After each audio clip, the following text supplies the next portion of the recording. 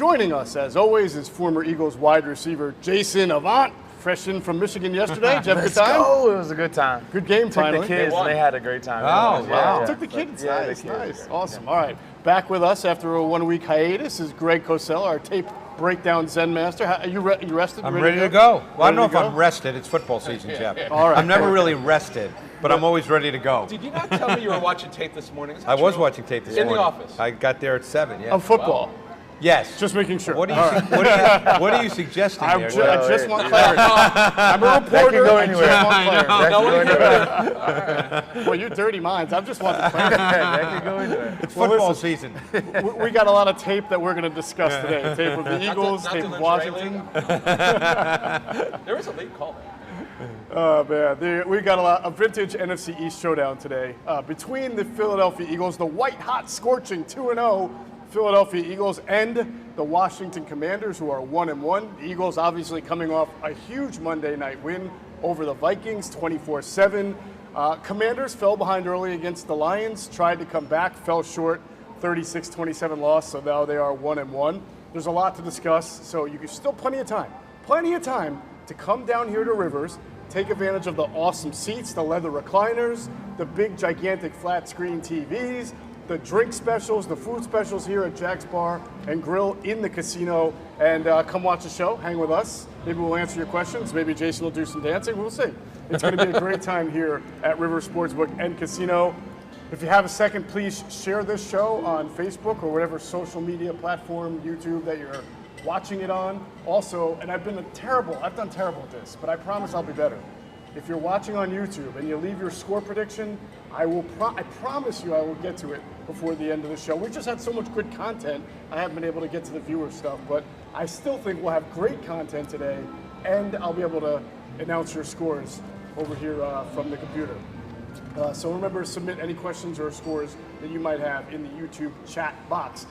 Fellas, you guys ready? Let's do it. Absolutely. Yep. All right. Well, we're going to pause on the X's and O's for a second, and we're going to start the show the way we have the first 2 weeks, which is sort of taking a big picture look at where the Eagles are. Right now, after 2 weeks, they're 2-0. Jay, you said, I wrote this down, when you and Quentin Michael speak, I write things down. Oh, boy. On the Q&A show. Oh, I boy. don't know if that's a good thing. You were concerned a little bit that after such a win on a Monday night, big win against the Vikings, and I wrote this word down, that the Eagles might be vulnerable today. Yeah. Can you explain from a player standpoint is what you were getting at? Yeah, you have to get into a place to play on Monday night, a place mentally. There's high energy, that you're feeding off the crowd. Everyone's talking about Justin Jefferson and the Minnesota Vikings being a contender in the NFC and how they can't stop him and all those things. So the guys kind of rallied around the defense and there was a lot of emotions in the game. Then you come into this week where there's not as many eyes on the team, and then the Commanders coming off of a loss, right? So there's going to be some emotional type of adjustments that you have to make, and this kind of leads to us being vulnerable a little bit. So does the term that fans and media use a lot, and I always thought players sort of dismissed it, but the trap game, I feel like that's a very college thing. You see that a lot. Big game, and then the next week against an inferior opponent, you come out flat. Is that sort of what That's not a college thing. Just think about all of the emotional victories that the Eagles have ever had. You just comes behind it as a loss. Yeah. If you ever noticed that on any team, so like just think about like Stephon Diggs catching a catch against New Orleans, and then they play us, right, and they get dismantled. Great point. Right, so that happens a lot, and those high emotional games like Monday night was very, very emotional game. Right. Usually, and everyone's telling them, hey man, you're the best thing. You're the best team in NFC. You're a Super Bowl contender. The whole city's buzzing. Yeah. Jalen Hurts for president, basically. Then you go into this game against a team that's hungry, that's coming off a loss, and it's a trap. How is the week different when there's a Monday night game? Because obviously you play Monday night, you don't finish till midnight, give or take. You know, so how is the week different for a player? So usually on Monday, you will come in and you lift weights. You may watch film, and Tuesday, depending on the coach, Monday or Tuesday, you're going to get a complete day off, right? So you're going to lift weights, watch film, and then the next day you're going to get a day off.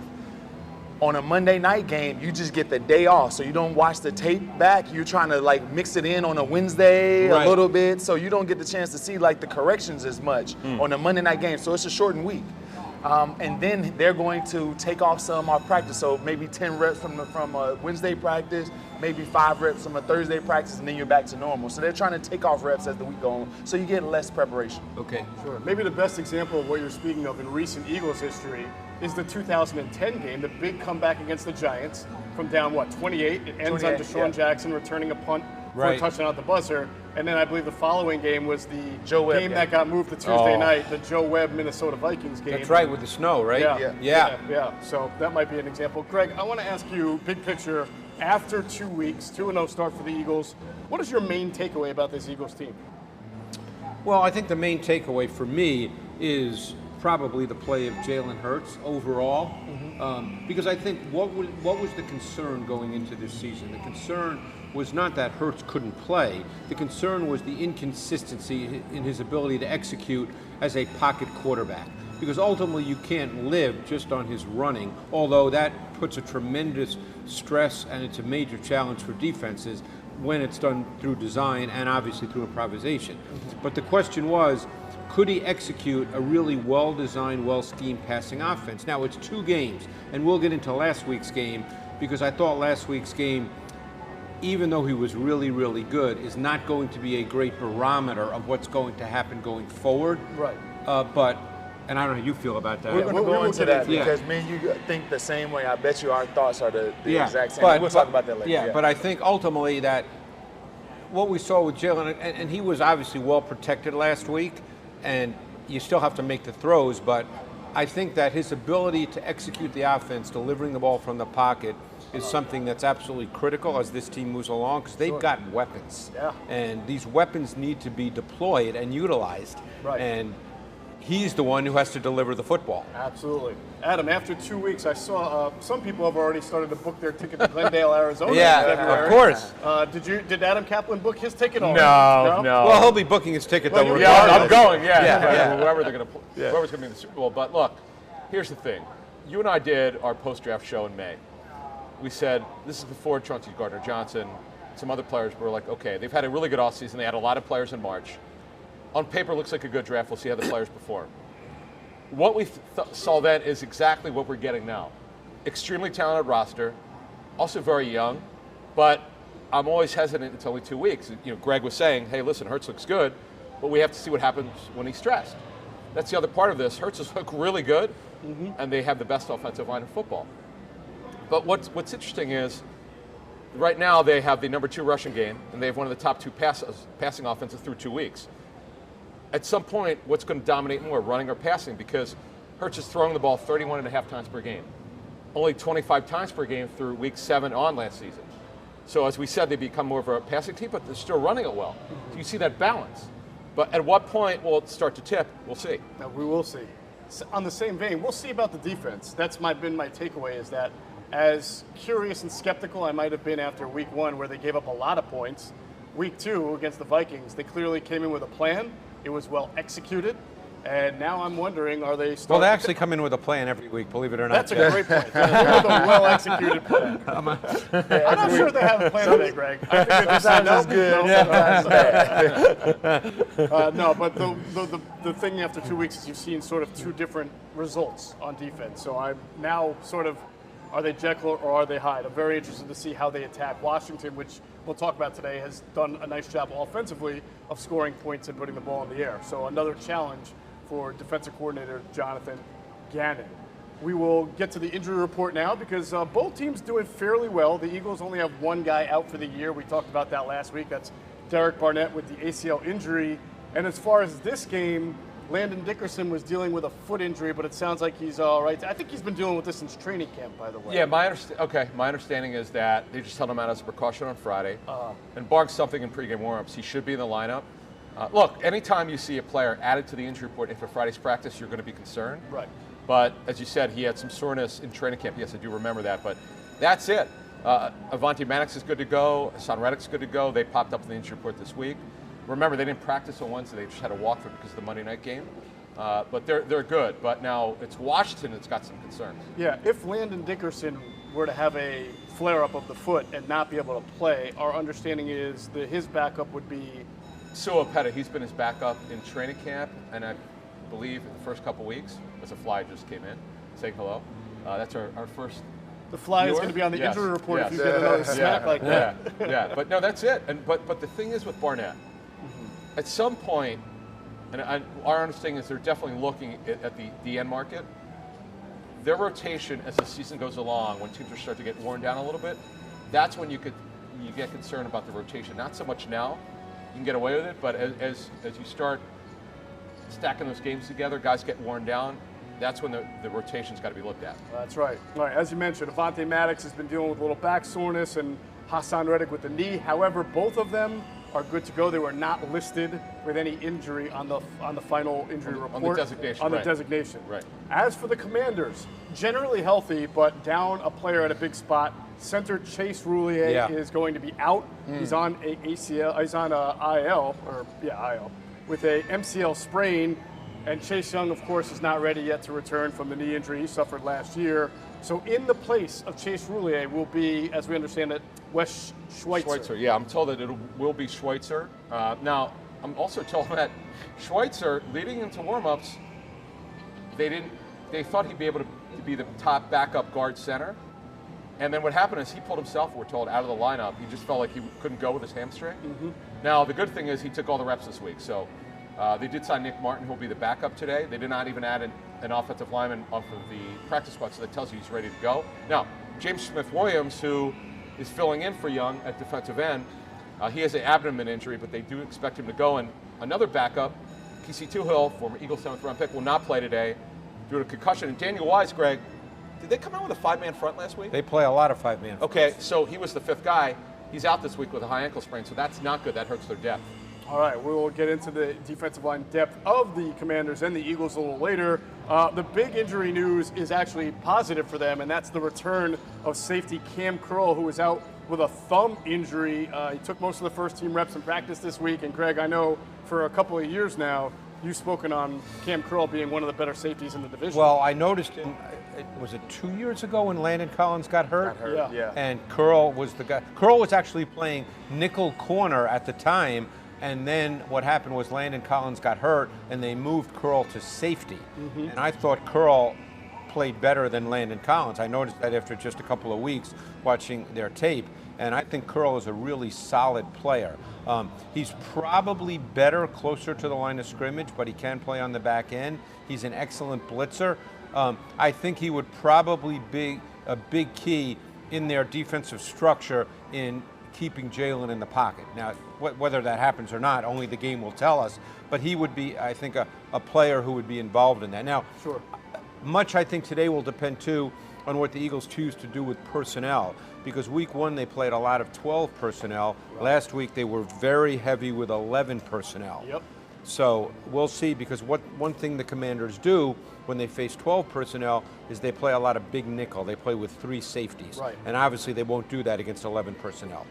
Oh, one thing, William Jackson was added after their walkthrough with a back issue on Saturday. That's also not good, as questionable. And he's not played particularly well through 2 games. You've said over the years he's struggled more in zone, or is it man?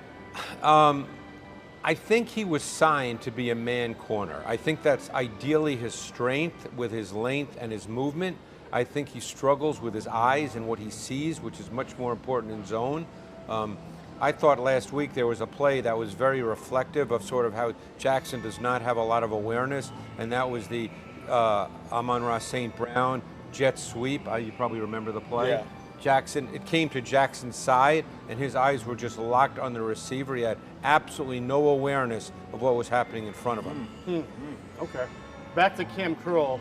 Do you think the issues with Washington's defense over the first 2 weeks, can he be, one person doesn't change everything. No, and he's not. I think he's a really good player, but I wouldn't call him an impact player in that sense. I think he upgrades their defense because he's better than the guy playing, but I don't think that would change in a meaningful way their defense. One thing to add, it's his right thumb, and in practice he's wearing... Curl's right thumb? Yes, it's his right thumb. And he was wearing protection on it. So you do worry about, if you're Washington, Jack Del Rio, the coordinator, his ability to tackle. Right. And as Greg's saying, if he's better in the box, it's going to be more physical up there. So I'm interested to see. And they will run the ball, obviously, the Eagles, so he's Yep. going to have to be a filling player and tackle. Sure. Let me ask you one thing on Goddard. We're going to talk about Goddard later, but do they have a guy who they'll designate typically to cover a tight end?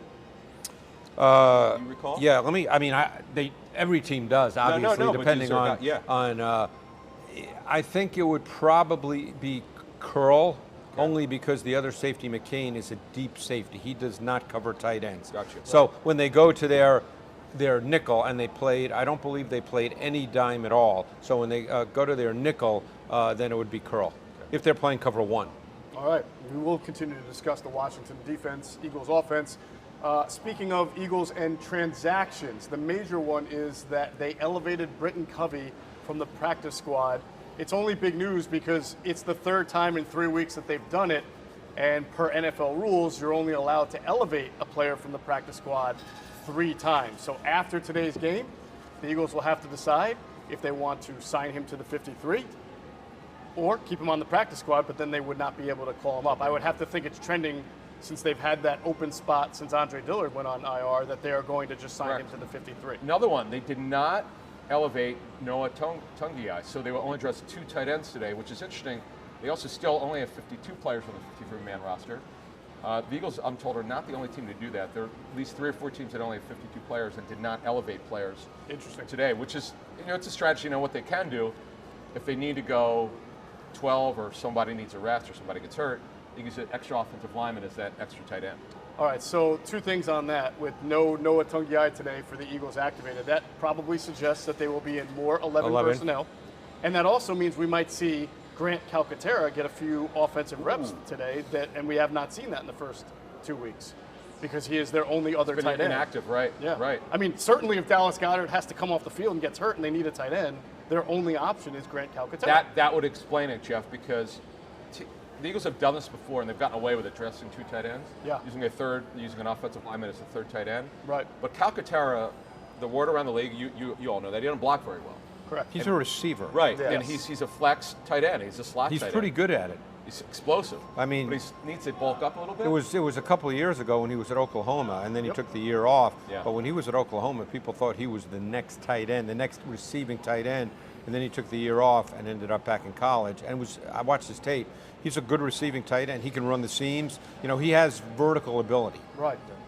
Obviously, though, if Dallas Goedert were to get, this is a major risk in that if Goddard were to get hurt today, and Calcaterra would have to be the number 1 tight end, that's going to limit what they would be able to do offensively in the run game and a lot of facets of the game. Yeah, because when he's out there, who's he blocking? Yeah, exactly. That's what Jack Del Rio is going to say. All right, something to watch today as the Eagles play the Commanders. First NFC East game for both teams. And obviously, guys, the major storyline for this week was served up on a silver platter. This will be the first time that Carson Wentz will face the team that drafted him 2nd overall in 2016.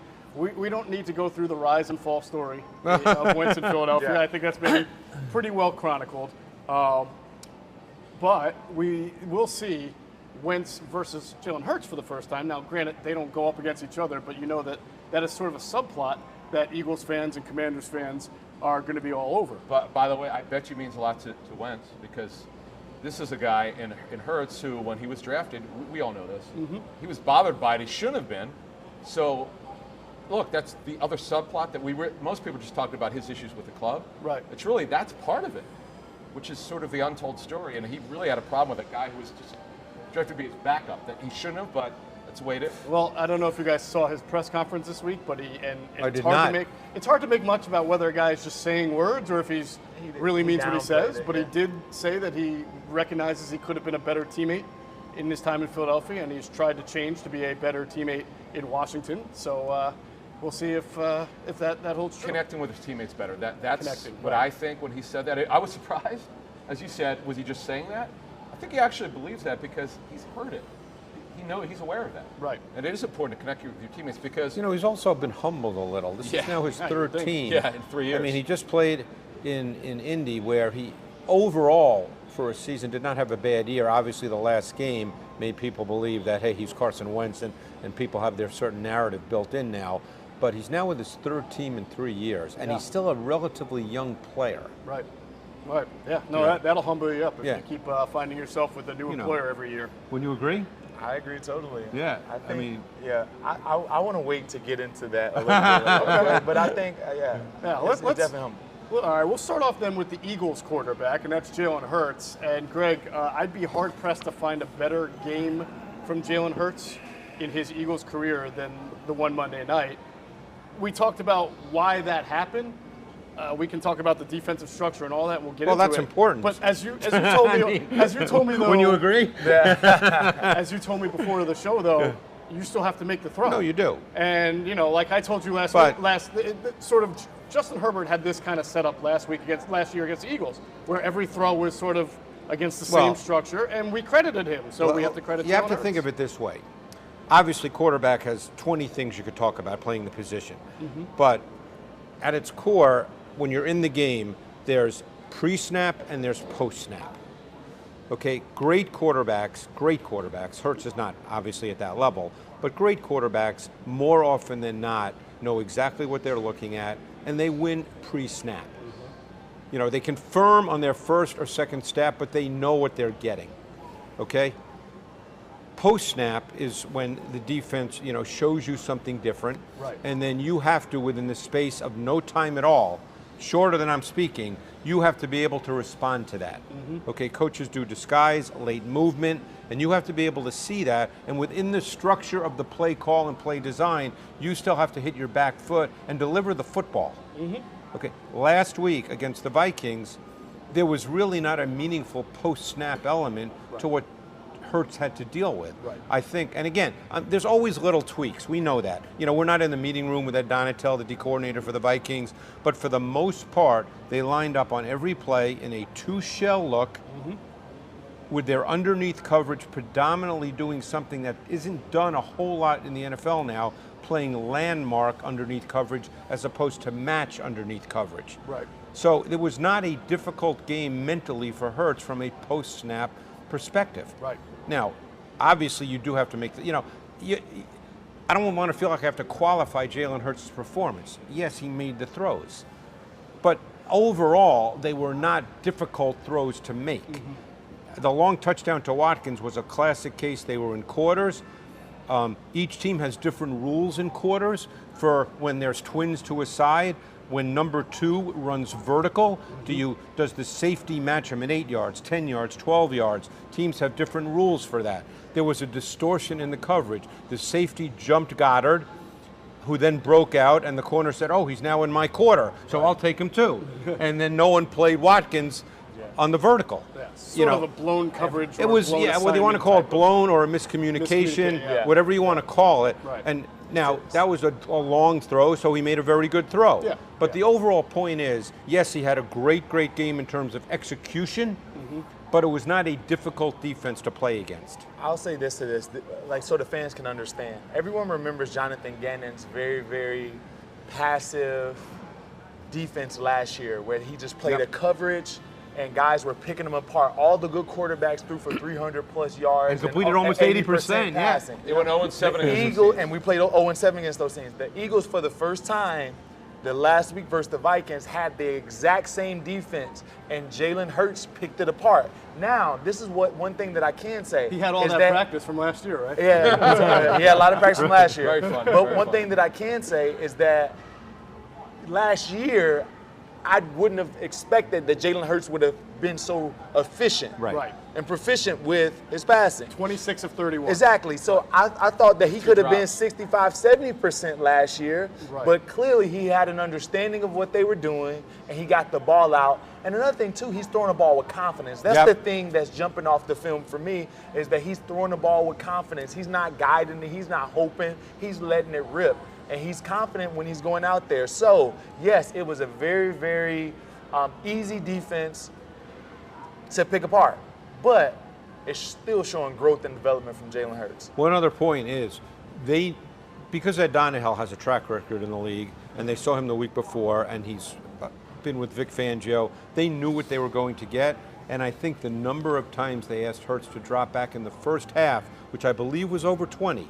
I believe he was 17 for 21 at the half. Is that correct? Yes, with 2 drops, I believe. Right. Yeah. So we don't see the Eagles have Jalen Hurts drop back that many times in the first half of a game. So they knew exactly what they were getting on defense, and they felt very comfortable with him dropping back and throwing the football. Yeah. Yeah, no, listen, and I also thought for the defensive structure that was played, which is, it's hard to go deep against that. Obviously, they got the miscommunication one to Watkins, but there were a couple of throws to Dallas Goedert between the drop back linebacker and the safety. That was a great throw. All those bender routes, which again, that was my point about the underneath coverage. They were not matching routes; they were playing landmark and staring at the quarterback.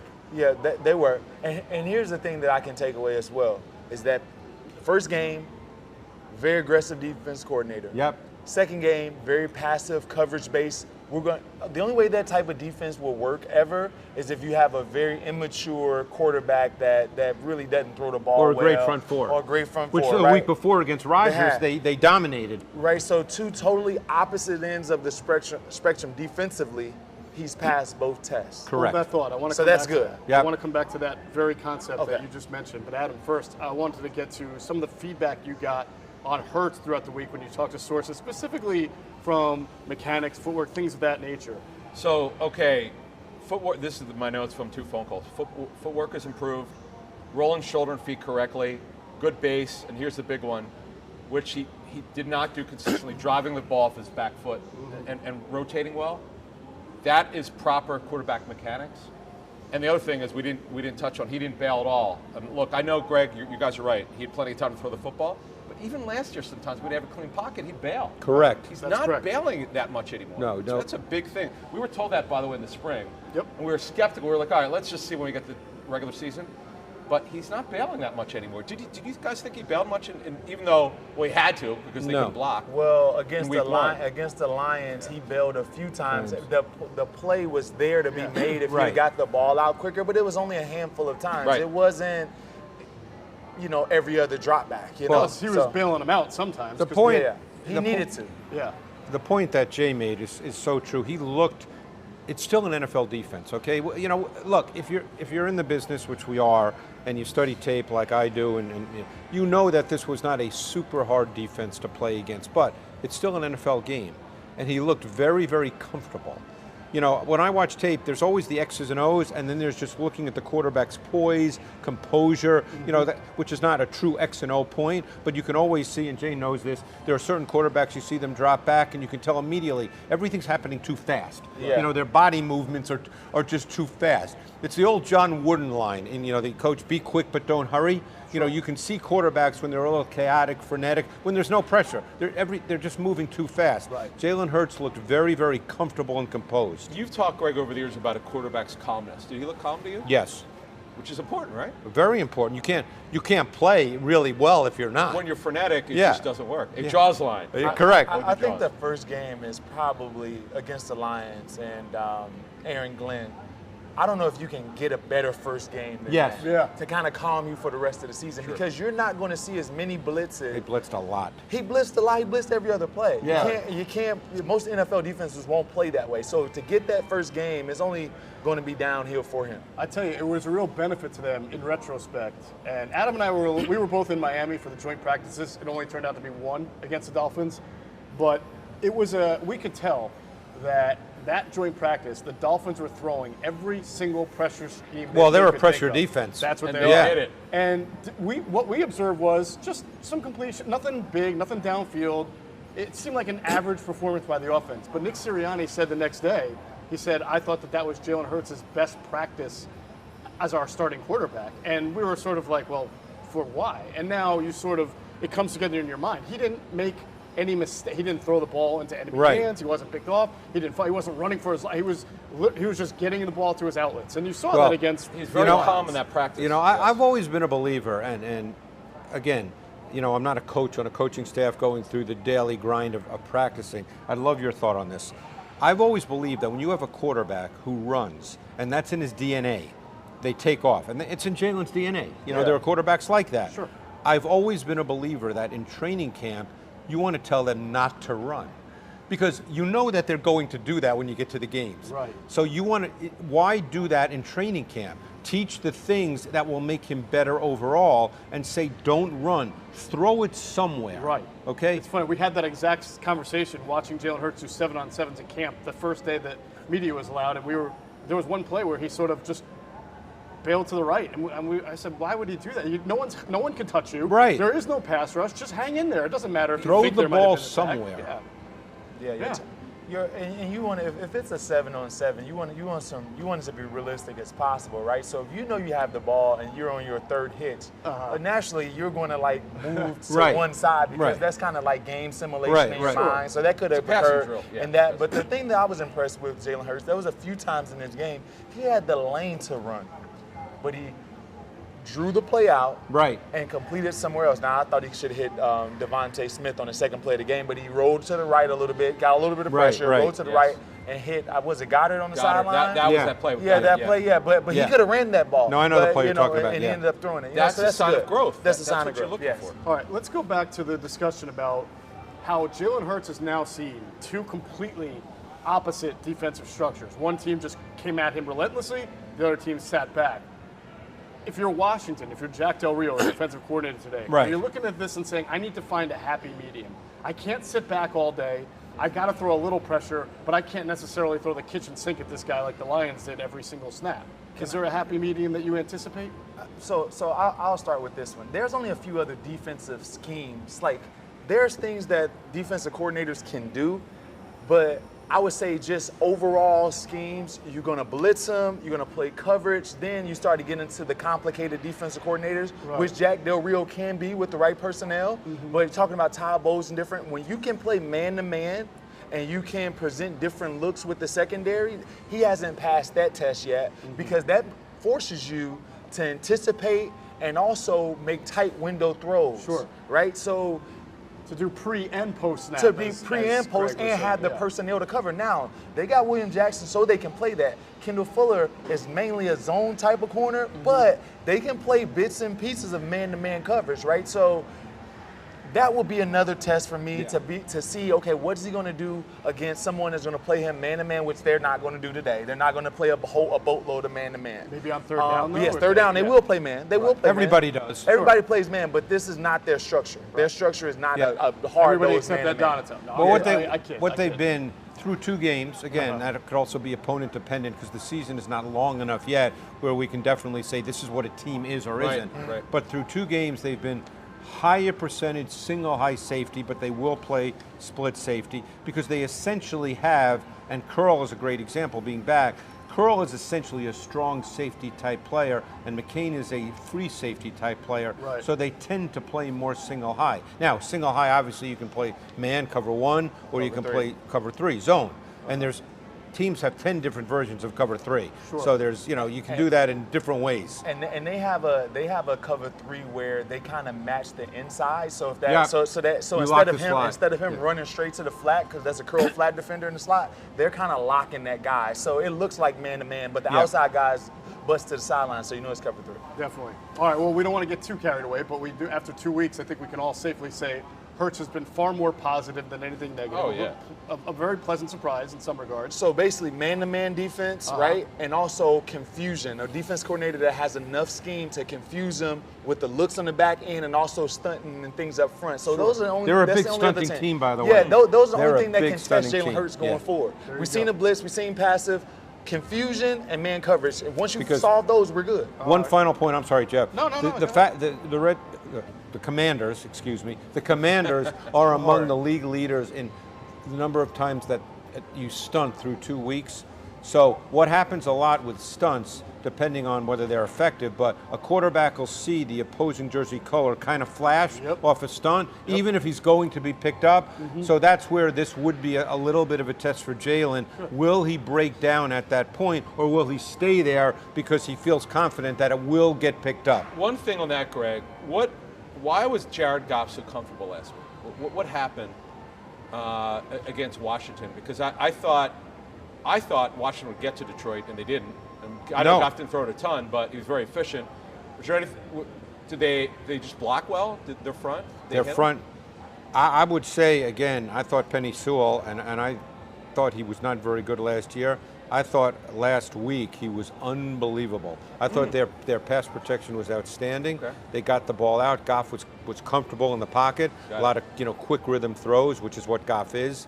But they did not get a lot of pressure last week. They also got hurt by the run game. Lions have been a really good running team through 2 weeks. There you go. Which caused their play action to be efficient. Yeah. Which caused their play action to be amazing. Right. I mean, the Lions St. have, Brown had a not great that we're game. discussing the Lions, but they've had as diverse a run game as any team in the league through 2 weeks, although the Eagles do too. The Eagles' run game is very diverse. And unlike the Lions, they have the quarterback factor in the run game. And based on the way the Lions have played, seems like it's a good win for the Eagles.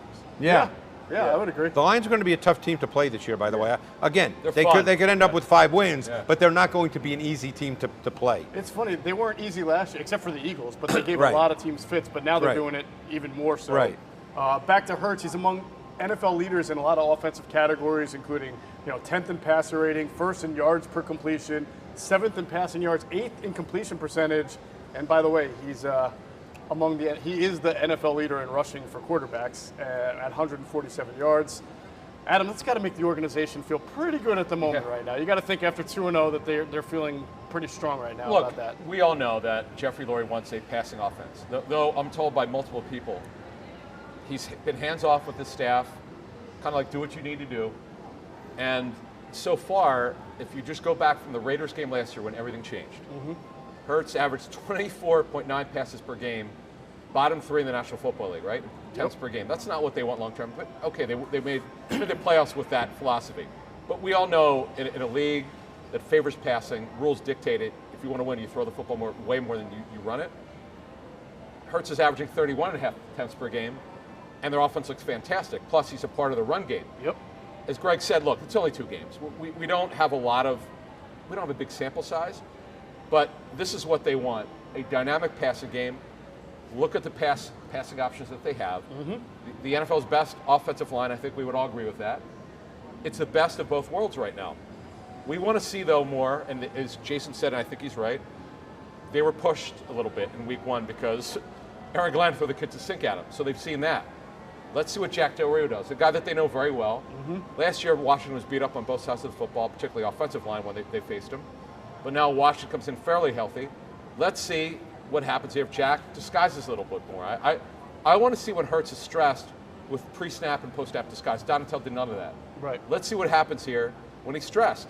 Does he start running a little bit more? Because he was so poised last week, he never was thinking about running. He didn't need to. Right, but the week before he did because he had to. Last year, though, Greg, sometimes he'd bail for no reason. That was something we talked about when I did a study of him this offseason last year, that he would bail far too soon. Right. And that has been good so far, so let's see what happens in week 3. By the way, not an insignificant number you just threw out there, that they've gone from 25 passes per game to 32. That's about 33% more passing so far through 2 weeks than they were doing last year. That was the thing you and I talked. A lot of people in the offseason, a lot of fans thought, you got to stay run, and we kept saying, no, you brought A.J. Brown here, you gave up a first-round pick, you've got to become a little bit more of a passing offense. I mean, they have big-time weapons now. What's that? They have big-time weapons. And they're running a lot of plays per game. That's the other thing, which is that's a stat that the Eagles historically under Doug Peterson, when they were good, they run a lot more plays than the other teams. Well, and they run tempo on occasion, which I think is really good when you have a quarterback that can run, because it really wears down the defense. Right.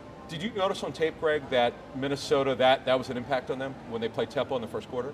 Coming out really going quickly? I think tempo, I don't know how you feel, but I think tempo is a really good thing. If you can execute it, I think playing with tempo is a really good thing for an offense. It's great for, where it matters the most is up front. Yep. The guys don't get lined up as quickly. They're confused. Yeah. Like and you have a veteran offensive line, you get a beat on him. It's a 10th of a second, right? He doesn't get his foot in the ground, so he didn't have power. Those types If of I'm not mistaken, right before the half, when they had the ball, they caught Devontae Smith in the slot against an outside linebacker on 2 straight plays. Yeah. Because they didn't eliminated substitution and went tempo there, and they got 2 good first downs from it. I think it was Wanham first, and then another outside linebacker, last name Brown, if I'm correct, on the second one. But that goes to show you what you can do when you catch the defense off guard. Let's talk about Carson Wentz a little bit, because I believe that there were probably some misconceptions about Carson after his second ugly divorce in 2 years. The Colts clearly wanted to move on. They moved on, as Adam has detailed. That was a big ownership decision as well.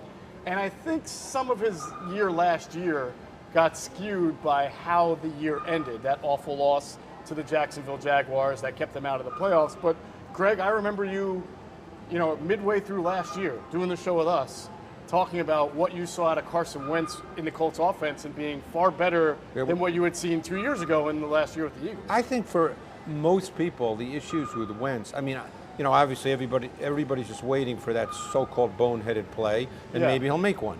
But last year, there were very few of those. He did not throw many interceptions. My sense is, and this comes from talking to people, because I'm not in the locker room, is a lot of people would feel that he doesn't have, and I hate to use this term, but it was a term given to me, so I don't want to, that he doesn't have the emotional intelligence. A lot of people use that term.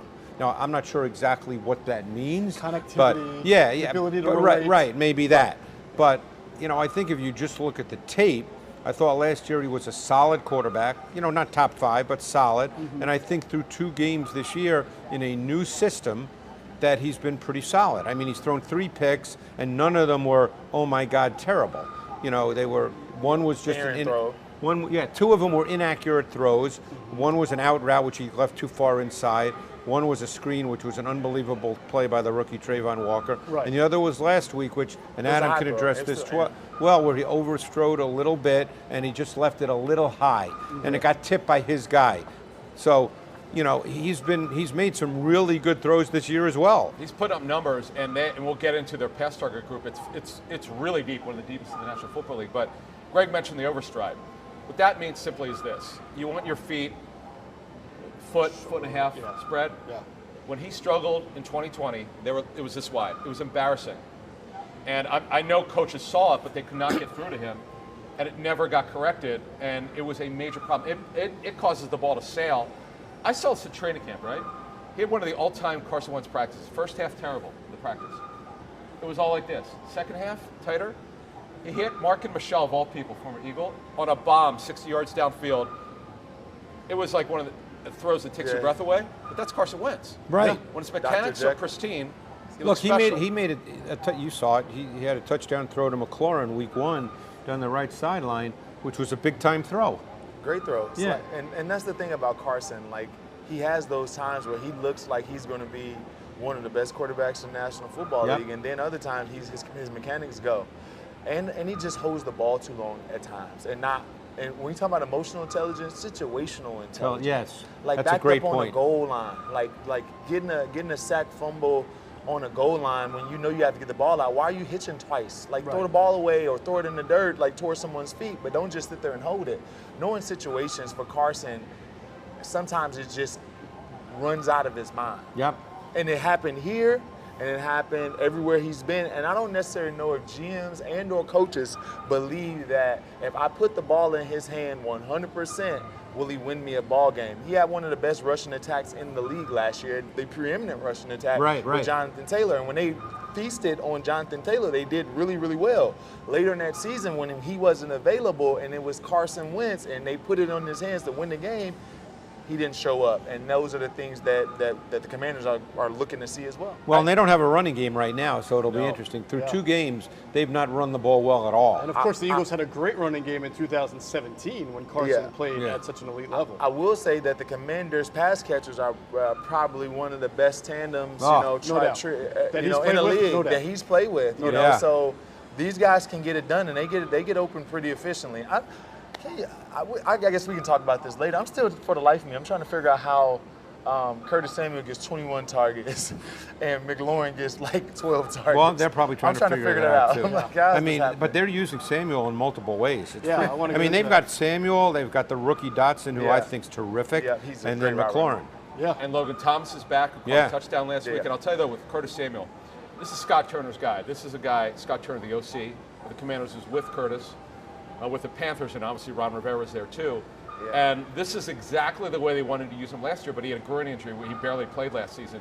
And he's healthy, and let's not forget they're paying him $11.5 million a year, so they're going to use him.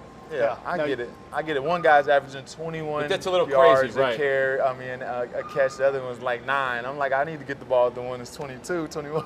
But the other thing too is now they move receivers around. because Yeah. McLaurin, he'll even line up in the slot now. He had 2 catches last week against Hughes, the Lions nickel corner, back, yeah. on crossing routes from the slot. Right. You're not used to seeing McLaurin line up there, but Dotson can line up inside or outside. He has that flexibility. Sure. Adam, you mentioned that he has good numbers, and despite whatever people are saying about him from bonehead mistakes. This even goes back to last year, as Greg was alluding. Since the start of last year, Carson Wentz has the 10th most touchdown passes in the league and the 12th best passer rating at 95.5. And of course, through 2 weeks this season, he's second in pass yards, tied first in passing touchdowns, 6th in passer rating, 7th in yards per attempt. So I guess what I wonder, Jason, because you brought this up about the weaponry around him. We always talk about quarterbacks and the coaching structure that they're within and the environment they're within. Adam and I spent a good deal with Greg in the offseason talking about Scott Turner's offense for Carson Wentz as opposed to what he was with last year, Frank Reich, very timing, very West Coast-based offense. Do you think, from what you've seen, that the Turner offense sort of, along with the weaponry, gives him a little bit more to succeed and flourish than he had last year even? More so than coaching, it's all about your players. Because remember, when you have A.J. Brown, it's a lot easier to be a better quarterback because you only have to go through one progression, right? Because this guy is winning. And no matter what play the offensive coordinator dials up, if you have winners on the outside, your life is going to be easier. That's why Peyton Manning, the great quarterback, but his whole career he had winners. You can line up Reggie Wayne on the left side, line up Marvin Harrison on the right side, and they run comebacks 52 times and win 50, and win 51 times, right? Yeah, and they win that much, you're going to be a better quarterback. So I think that it's more players than coaches. However, let's get this being said. When you have mediocre talent, now coaching becomes really big. Right. I will say this. Quarterbacks that are big striders normally don't fit really well into that tightly rhythmic West Coast methodology. Right. You can almost see that, just as a quick aside, and then we'll get back to Wentz. Yeah. You can almost see that now in Jacksonville. You can see that Doug Peterson is working really hard. We'll be discussing this next week, by the way. Working really hard with Trevor Lawrence to quicken his drop and his set and shorten his stride, because Lawrence is long like Wentz is, and he's a strider too. Striders normally don't fit well in that offense because of the way they throw the ball. Right. Normally you see that offense work better with quicker guys. So in Turner's offense, because I'm sure there's multiple elements from his dad, Norv, there's a lot more deeper drops off play action, which fits a quarterback like Wentz more. Right. Than everything being quick, and get it out. Because he also doesn't necessarily have a super compact delivery. Right. If you look at his pass attempt numbers, there's a lot of intermediate 20-yard throws. That is the Turner offense. That's the offense. Yeah. Correct. Yeah. What is the book, Adam, on Wentz when you've talked to people around the league? So going back to last year to now, because I don't think it's ever been a talent question. No, it's a leadership issue. It's kind of what we've discussed. Do you trust him? Does he connect with his teammates? When push comes to shove, how coachable is he? Right. Because after John DiFilippo coached him in 17, it's steadily been downhill. And that you do worry about that. Can you coach this guy hard? When we were talking in 18, when we first started this show, we said that there's going to be some problems here in terms of the way he's coached. When Frank Reich can't reach you, okay, that's a problem. We said that, and that's what made people wonder, if it doesn't work this year, is he done as a starting quarterback? Now, he's only 29, just turned 30 by the end of the year, but that's young in quarterback. That's young, yes. You could play into your late 30s, early 40s if you're healthy. But the good thing, if you're a Washington fan, we know some Washington fans reach out to us, they're watching, you've got a guy who's very talented. If everything is good, if he's protected, because this is a big part we're going to get into today, if he's protected, because Eagles have a good front, he can make throws because their passing game right now is really good. Yeah. So, Greg, going back to what we discussed with Jalen on excelling in the pre-snap, excelling in the post-snap, with Carson, give me a breakdown on him in both, pre-snap, post-snap. Is he a good processor? Is he a fast processor? Is he someone who sort of does his own thing? I think he's a little of both, and I think that's been a problem throughout his career. Wouldn't you agree? I mean, there's times, like from me, I've seen like a ton of tape from Carson. I've been with him. there's times where you question if he knows what he's looking at. I would agree with that. There's time like there's quarterbacks that you know 100% of a doubt he's going to recognize this front. He's going to recognize when the safety's rocking. And he's still going to recognize defense.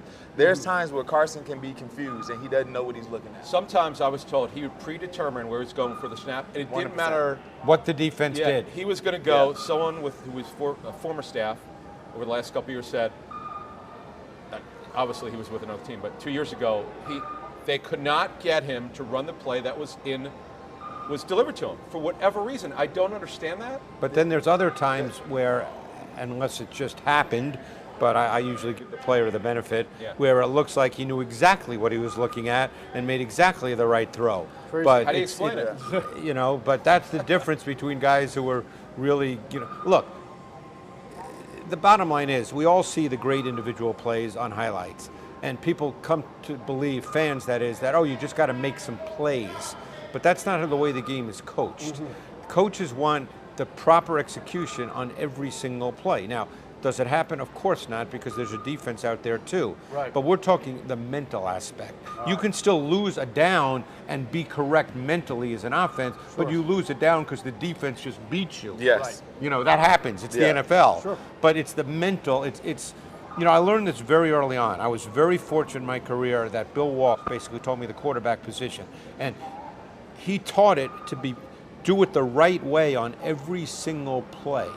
Okay, you don't just do it right for 5 plays and hope that's enough that wins the game. Yeah. You do it right on every single play. Right. Doing it right will cause you to miss plays sometimes. Right. You know, you may miss a deep ball because number one was open by so much and you don't want to hold the ball. Right. Right, and the guy was popping right when you were throwing. It's like, he missed one down the field. The guy's correcting it on the film. Like, no, that was the right play to make. Right. He was open first. All right, I want to get into a conversation about what Jonathan Gannon might do today, given what you guys just said about Carson Wentz. We'll do that in a second. We're going to take a quick break to hear from our friends at Sky Motor Cars and the voice of the Eagles. That's Mr. Merrill Reese. Motor Cars in Westchester is a different sort of dealership. All it takes is one look at their Highline pre-owned vehicles that people all over the country want and need. Owner Brett Schiller, make sure you don't spend a dime of your money before you purchase the car. Sky Motor Cars allows you to make all the decisions regarding your next vehicle. At Sky Motor Cars, you never have to spend more than necessary. Visit SkyMotorCars.com today or call 610-918-7225.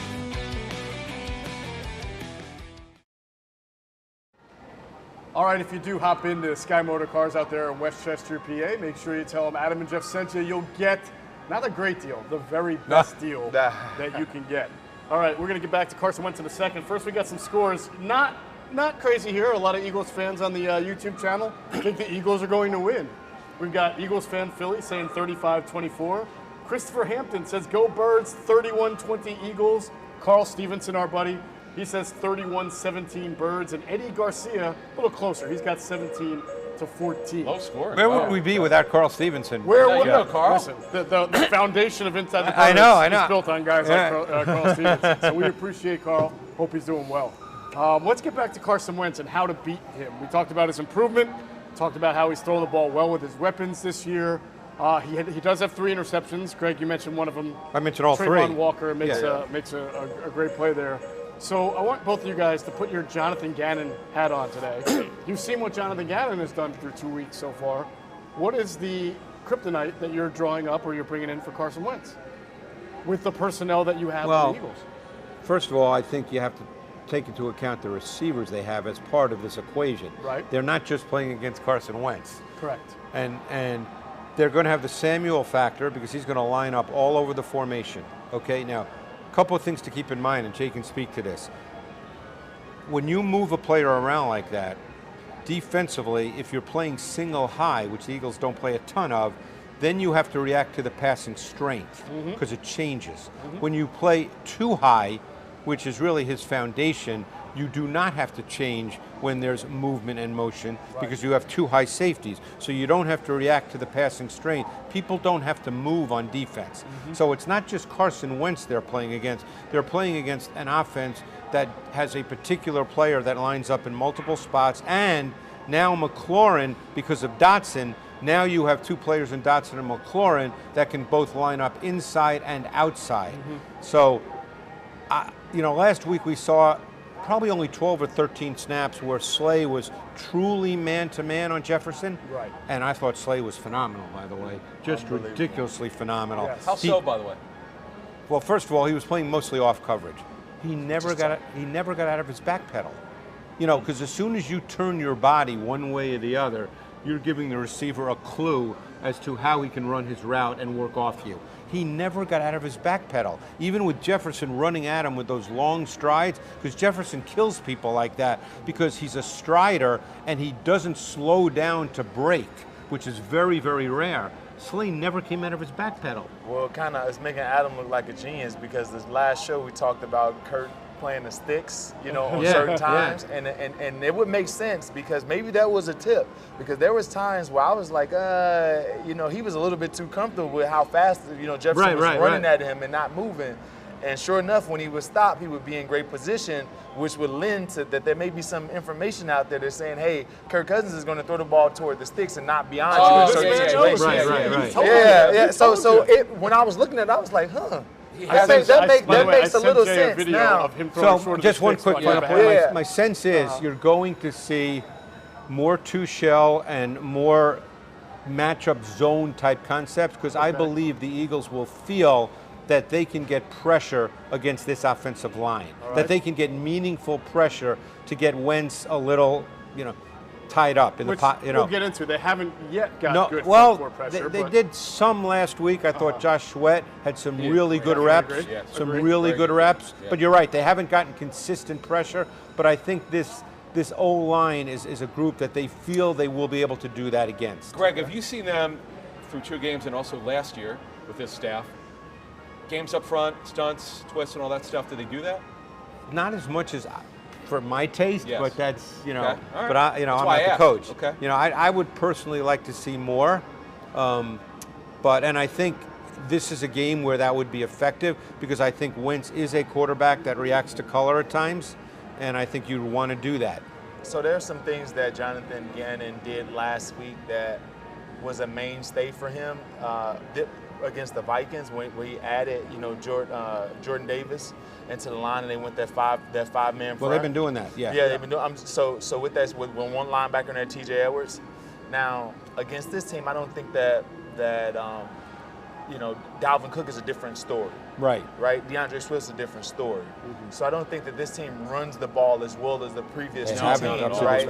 So now you have to play for the passers or the receivers. Right. So I think that the defensive front is going to look a little bit different. More traditional, more four-man? Yeah, more four-man. More 4-2 nickel as opposed to 5-1? Yeah, exactly. You have to against this team. Yes. You need an extra guy back there. Right. And the reason why That's a great point. Yeah. That's a great point. Gibson is not an instinctive runner. He's a guy who played receiver, and he only played running back one year in college. So, although I will tell you, and this shocked me, as you pointed out to me 2 weeks ago, Wentz is actually checking the ball down for a change. He never did it really prior to this year, but Gibson was very active in week 1 where he had 7 catches against Jacksonville. They also had a great route concept. It was a flood concept, which everybody runs week 1, where Gibson was actually the intermediate receiver coming out of the backfield from the opposite side of the formation. You remember that play? It was a 26-yard. That was a really well-designed concept, wasn't it? I mean, it was just your basic 3-level stretch, but the way they got to it was it was really good. You got to trust a running back to be able to do that, too. I know. Well, Gibson was a receiver in college. Yeah, I know. Yeah.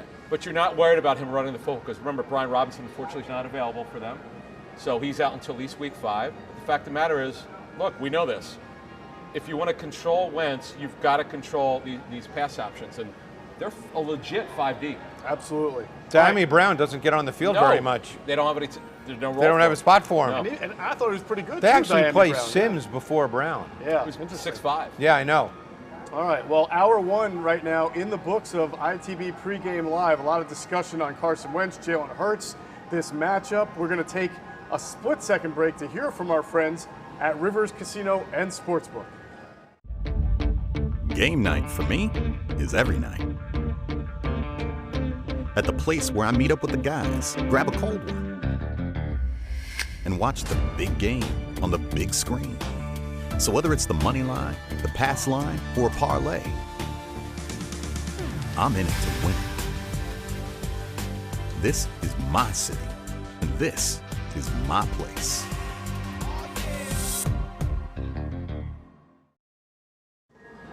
All right, big thanks to our friends here at Rivers Casino and Sportsbook on Delaware Ave. We are here at Jack's Bar and Grill. I can see the Eagles fans coming through the doors. They are taking advantage of not only the food and drink specials here at Jack's Bar and Grill, but also TVs that are as big as my house, many of them here. And I don't really live in a small house. I mean, these TVs are enormous. You got recliners, you got people in their jerseys. Last week I saw a Seth Joyner jersey. I saw seen a Bobby Hoying 14 jersey. Can you believe that? What? Last week I saw number 14. I couldn't believe It's it. disrespectful. Where is Bobby Hoying these I days? think he's an insurance agent in Ohio. Is that true? I saw it on LinkedIn. Yeah. Wow. That is crazy. We got to have him as a guest on ITV one day. You never know what you're going to learn on this show. No. Bobby Hoying, where have you been? All right, now make sure you come down here to River Sportsbook Casino. You can place any number of wager options on the Eagles or anybody else. And of course, if you can't make it here, you can use the Bet Rivers app.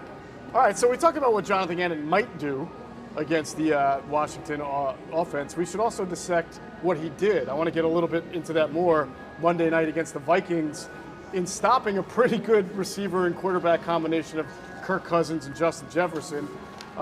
Greg, you mentioned a little bit about Darius Slay, what he was able to do. But overall, defensively, we saw some zero blitzes from Jonathan Gannon. Yeah. I thought that was something In the new. red zone, we saw it. red zone. Yeah, In yeah. the red zone. Which So- teams do? Yeah. So what did you, for all of us who've been at times skeptical of Jonathan Gannon, Jay, what did you think of that game plan in general? Well, Monday I night? thought that it was a team effort when you get out to a lead against a team that, and also that five-man front discouraged the run game, which I thought that they should have ran the ball a lot more than they did the Vikings, right? So it was a team effort, and I thought that the Vikings felt like the game was getting out of hand, so they became one-dimensional.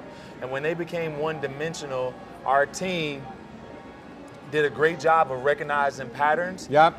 A great job of recognizing patterns, and recognizing situation. The thing about Darius Slay that made it fun for me to watch, it was a veteran versus a young receiver, and he recognized the game. So his first interception, knowing that it was a red zone situation, he's in cover 3, right? He's in cover 3. He's supposed to be outside, but it's red zone. I see a twin receiver. What's the first thing I'm thinking of in red zone situation, 19-yard line? I'm thinking Dino or double post. Yep. So I'm going to play inside the guy. I'm going to go 2 yards into the end zone and no deeper.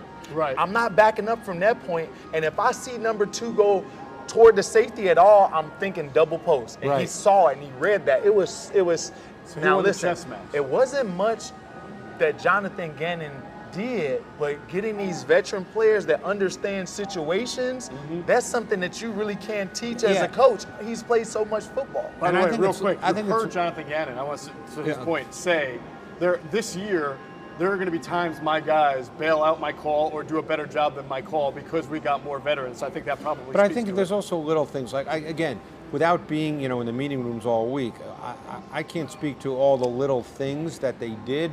I wouldn't say it looked tremendously different on tape because, obviously the blitz in the red, in the red zone, but there was one play that really stood out to me, and I think this is just awareness and coaching and your players being smart.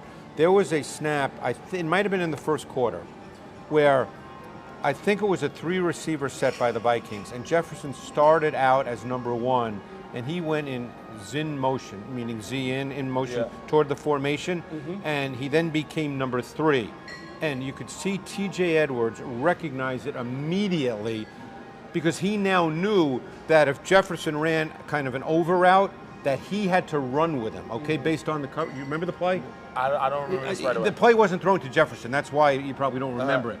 But you could see Edwards immediately got eyes on Jefferson. He recognized it right away based on the motion, and he just started backing up just a little. It was almost imperceptible, but you could see he knew exactly what was going on based on the motion. And there's multiple plays like that. Multiple plays. So there's Avonte Maddox's interception.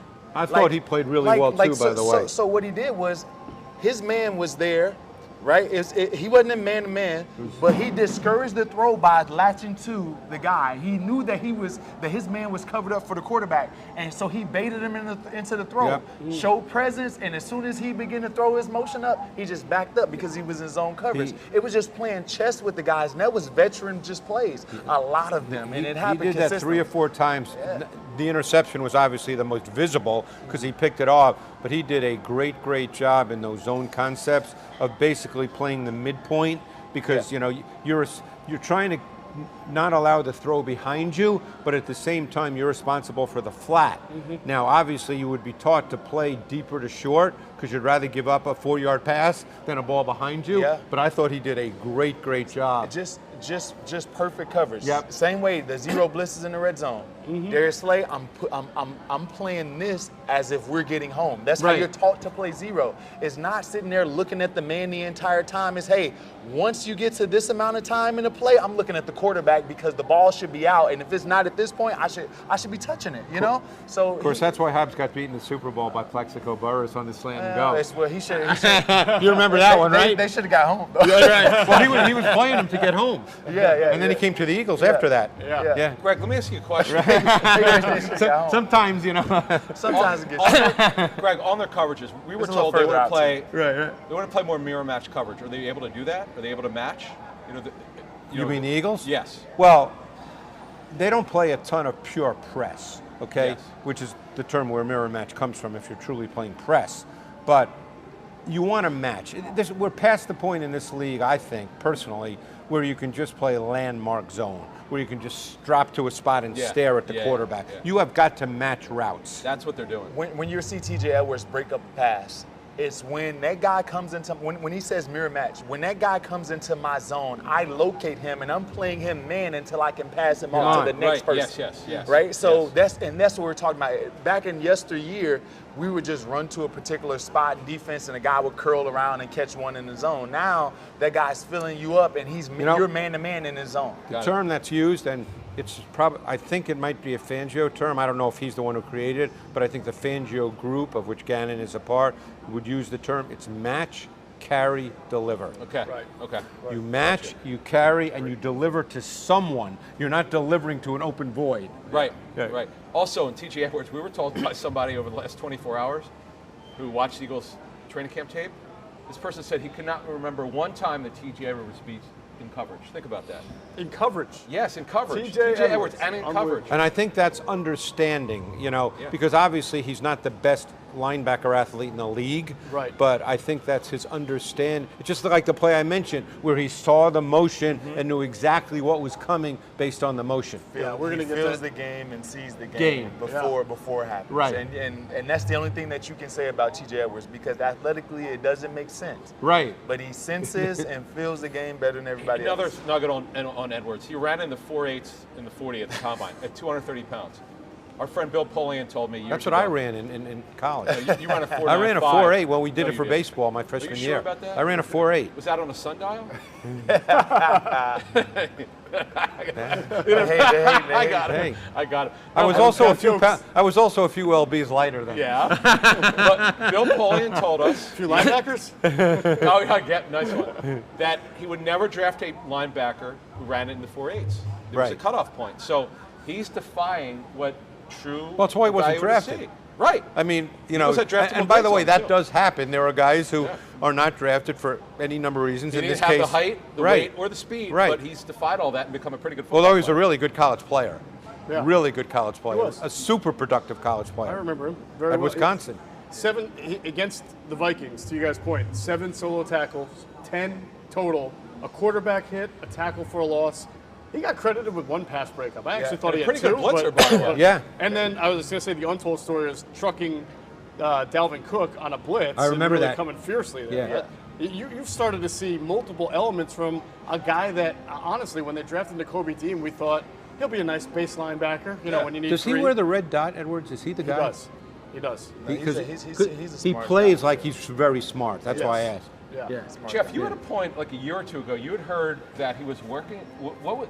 He had lost weight. Okay. He was trying to trim down and work. I don't know how you do this, Jay. You could speak to this. When he was obviously trying to become a better coverage linebacker. He was known as a downhill linebacker. So of course you can shed some weight, but the idea that you just trim a few pounds and you're a great coverage linebacker is probably not. Just like you talked about trying to run a faster 40 when you were coming out of Michigan. You did everything you could, but I got a little at some bit point down, you are what you are. Right? Yeah, I went from a 4.68 to a 4.65. There you go, a lot of hard work.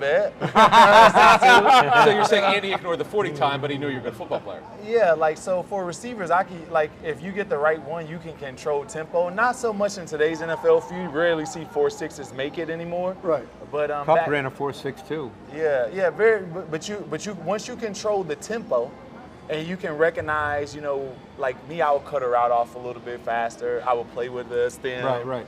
And, you would think the game through. And it's the same thing for Edwards at linebacker.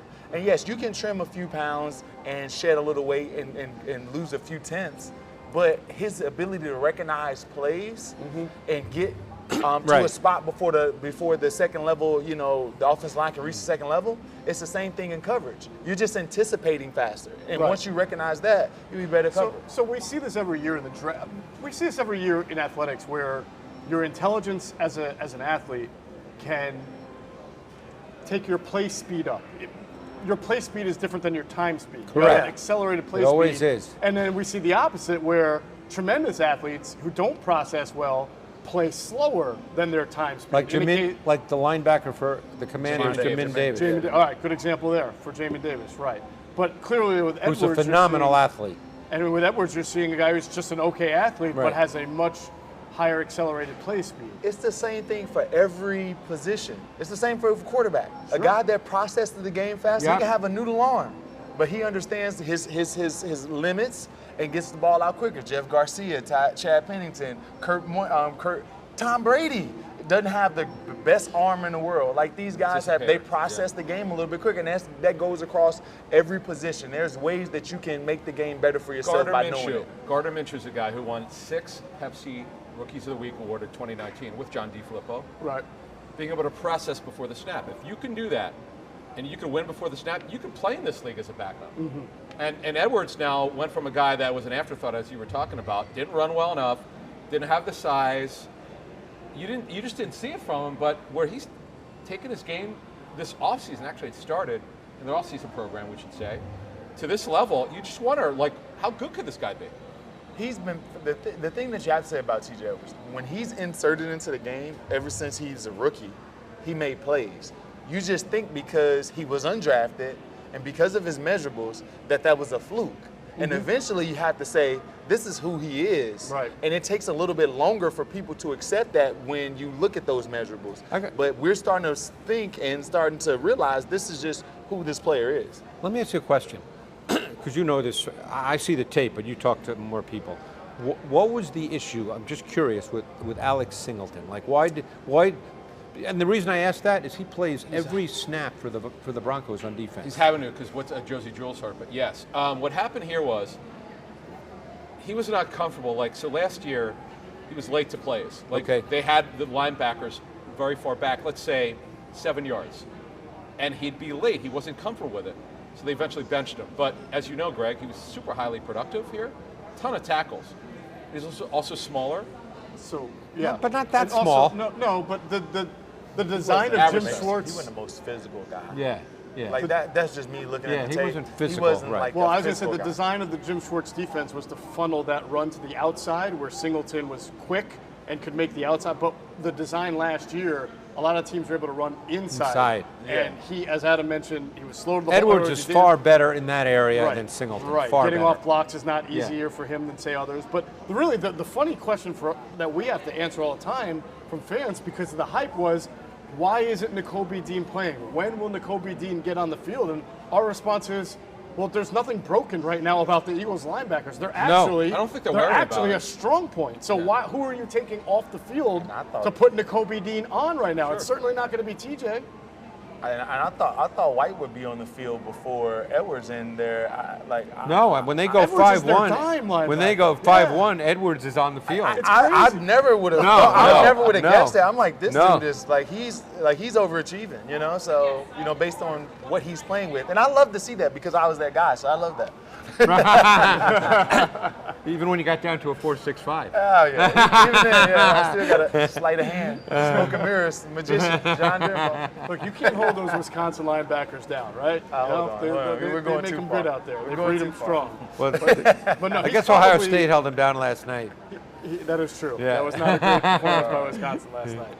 But honestly, he's probably one of the best stories of perseverance. And the Eagles have a couple of guys. You know, Josh Sweat as a 4th-round pick with the knee history to come into the league. Josh Sweat, though, was, I don't know what I know he's a TJ. big-time recruit. Yeah, I don't know what coming out TJ Edwards was coming out of high school, but Josh Sweat coming out of high school was a big time I think he recruit. was the number 1 player. He He was. might have been, He yeah, was one yeah. of the, if not the number one, either the number 1 D end or the number 1 Yeah. overall player. Yeah.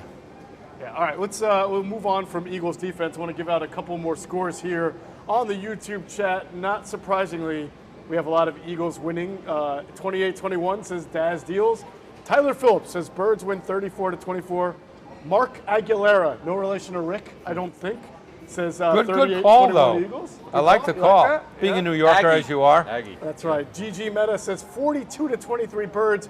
Boris Balkin says Commanders win 30-10 today. All right, Nice. so that's, Whoa. that's our 30-10. first one Wow. from Boris Balkin. All right, Okay. we'll get to a few more as the show goes on.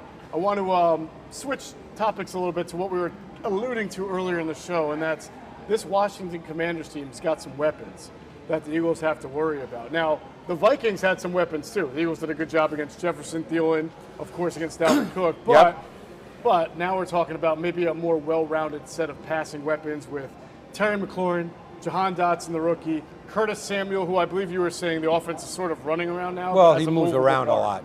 Right. The Washington Commanders are top 5 in a bunch of offensive categories.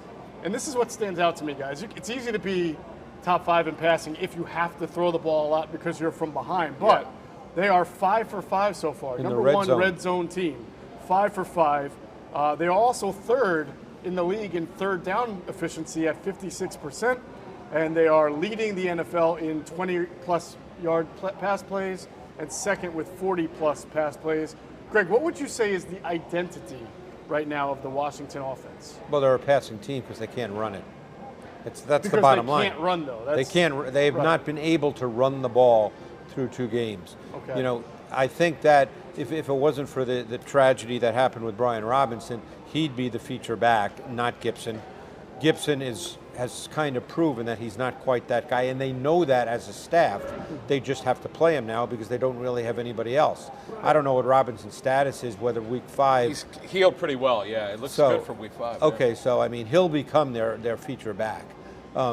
Whether that makes their run game really good, that remains to be seen. But they're a passing football team.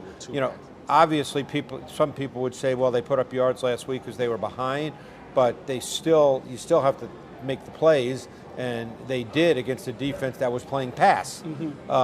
And they can beat you at all 3 levels. See, that's the thing. They can attack vertically, intermediate level, and short. So they have weapons that can attack at all 3 levels. So on that note, one of our Patreon subscribers, Ganiu Amusa, has a great question that I wanted to bring up with you guys.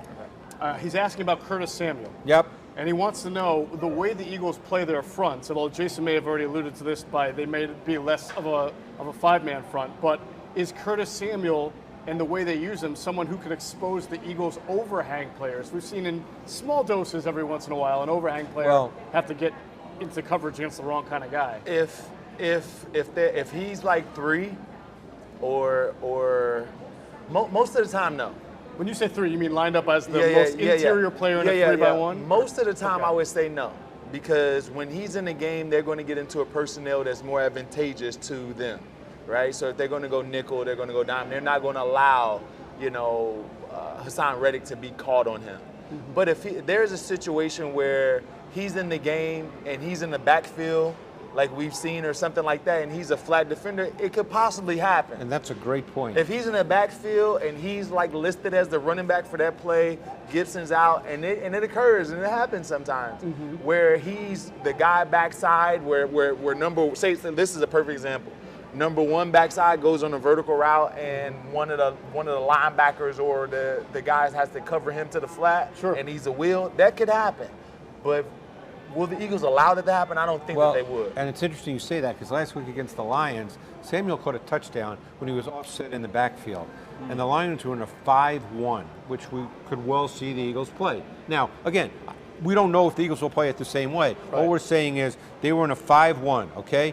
And their stacked linebacker was in the middle, okay, right behind essentially the center, you know. Sure. So what happened is Samuel ran a wheel route, and how did they have to defend it? They had to peel the defensive end, Charles Harris, and that was a bad matchup. Right. Now, the Eagles have now seen that on tape. Yes. So the likelihood of that exact thing happening is probably small, but the point is when Samuel is in the backfield, if he's number 3, somebody inside the formation has to react to him on defense. Right. Okay, then it's not going to be a corner, you know, or a safety. More than likely, somebody inside the formation would have to react to him. Yeah, so, and hopefully, like I said, the way you can correct this is if you switch your front for this week. Right. Right, so if you're playing a 4-2-5, it won't be an issue. Yeah, it won't be an issue at all. Right. So that was a good question because we did see a few mismatches. Now, against the Vikings, it was a tight end who wound up catching Hassan Reddick in a man coverage. And I had never heard of Johnny Munt, I believe it was. Oh, Johnny Munt. When well, he was with the Rams. Texas, yeah. You know how wide his eyes got when he saw Hassan Reddick on him in a man coverage I'm just glad it was a Texas concept and not a Will concept. Right. You know, so right. You know, we got lucked out. Well, if you run 5-man fronts, which they will run some, sure. They may run less. It depends, you know, because I think Jay made a great point about that. But they will run some. It's part of what they do. That you could get caught. You could. You could. Now, you remember. The way that this works for the fans that don't know out there, there's a guy that's designated for the Eagles defense to be watching the Commanders personnel. And if they see Samuel out there without Gibson, that will change the Eagles personnel change, right? So those are things, that's a guy that's designated to see who's coming in on and off the field. Yeah, all right. That was a good question. That was a good question by Gani Musa. Good job. By the way, if you want to become an Inside the Birds Patreon subscriber, where you can have your question answered on this pregame show, you can also get bonus exclusive content from Adam and I. We've already done a bonus exclusive Ask ITB live stream this past week. That's really cool. We have another free bonus podcast coming up this week just for our Patreon subscribers. So you go to patreon.com/InsideTheBirds and become a subscriber. We're also doing giveaways, prizes. We'll have future shows that are just for Patreon. And on Discord every Wednesday through the playoffs, yes, the Eagles will be a playoff team. You've heard it here first. Every Wednesday at 8 p.m. Eastern to 8:30, we take questions on our Discord channel. So it's great. It's rapid fire. It's great. We love the interacting. It was cool. We did a Zoom. You and I did a Zoom live for our Patreon subscribers, and we could see everyone. Very cool.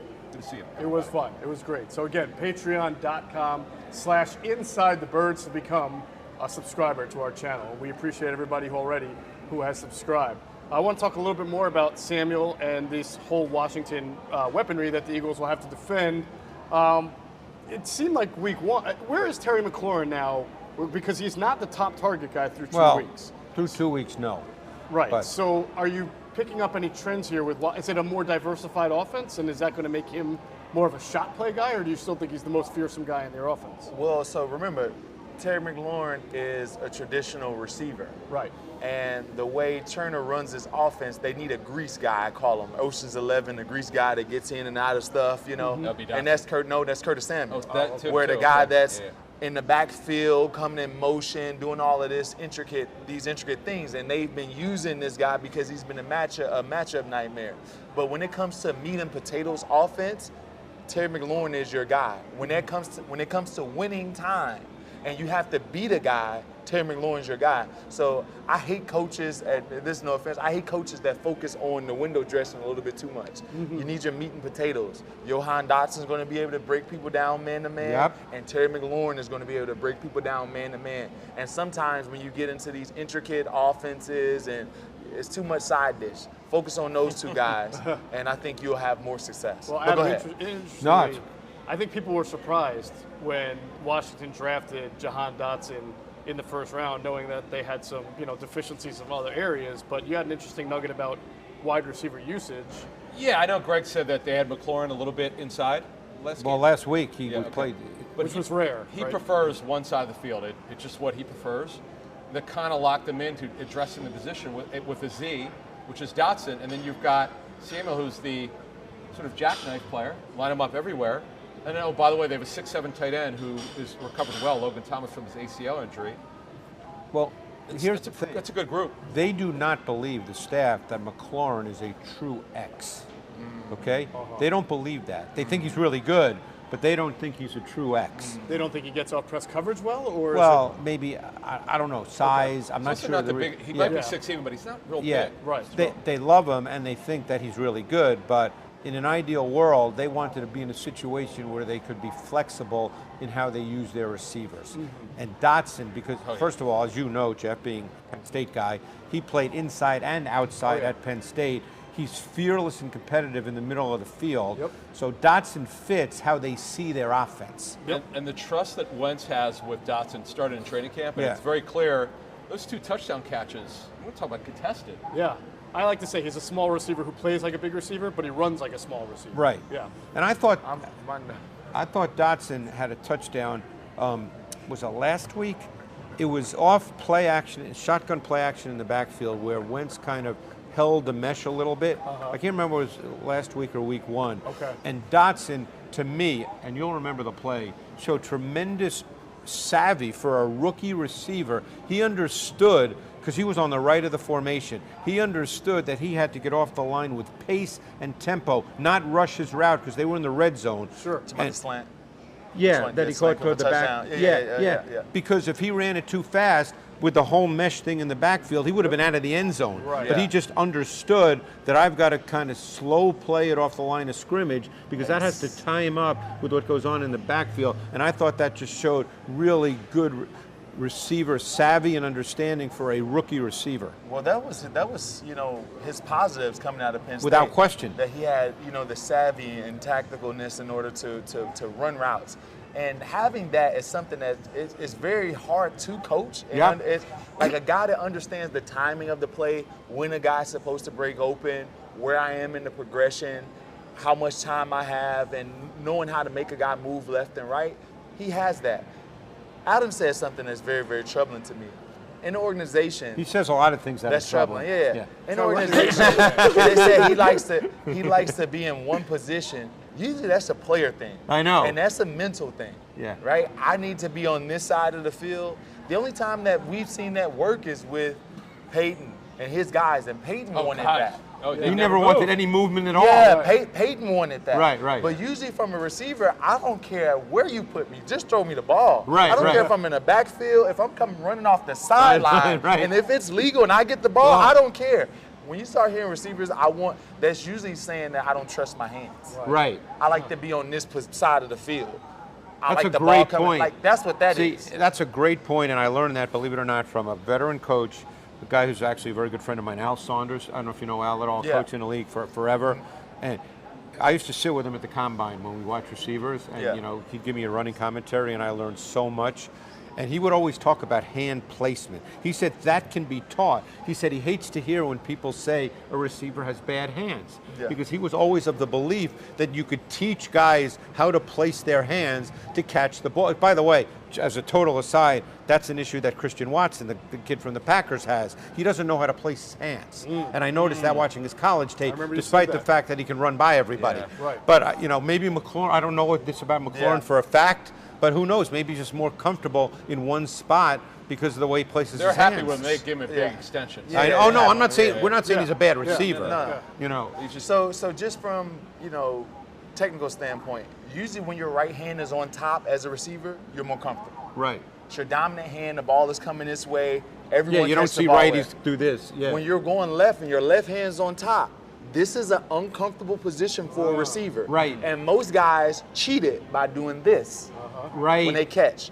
Now, this is a problem because when I'm looking there at the quarterback, I can't see my hands right now. Right. Right? If I'm out in front, I can see my hands and the ball. Right? So there's a blind spot there. So there's plus and minuses to it.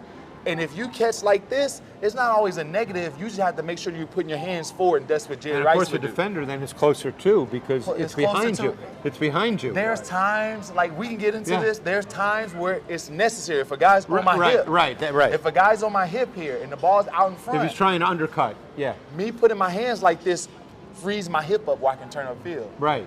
If I go here, now my hip is locked, I can't get upfield fast. So there's times. But this is all coaching. This all coaching. Right. Like you said. Right. Oh, this is big. This Got just into a came receiver out. breakdown. I love that though. Guys, William Jackson is out, starting corner Oh for my Washington. gosh. Oh, boy. So that? who's going to play? Wow. I wonder if St. Juice will St. go Juice outside could go because outside. he's Kendall been. Fuller.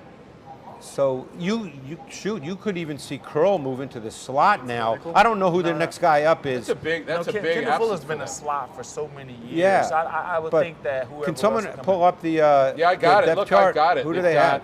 It's Fuller, Jackson, St. Just.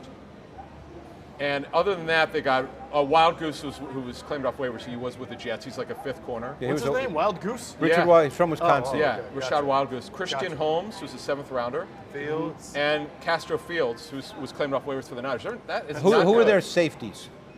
Carl McCain, Derek Forrest, Jeremy Reeves has been around a while. I think you're going to see, because Forrest has been starting and he has played well through 2 weeks, you might see Curl in the slot and Forrest playing safety. Okay.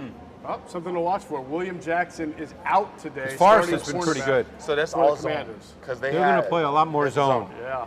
Yeah. So And by the way, think of it this way. It makes more sense to play zone for this reason. Not the pass game, the run game. Because if you, with the quarterback as a runner, okay, if you play a lot of man, think if they put Dallas Goedert as an attached tight end, okay? It's meaning he's right next to the tackle, he's attached to the formation, and you're playing man, and he does what we call an easy release. In other words, instead of blocking, he releases into a route. Right. If you're playing man, that defender has to run with him. Yeah. And you lose a run support player. right. So sometimes it makes more sense with a quarterback that's a significant part of the run game to play more zone.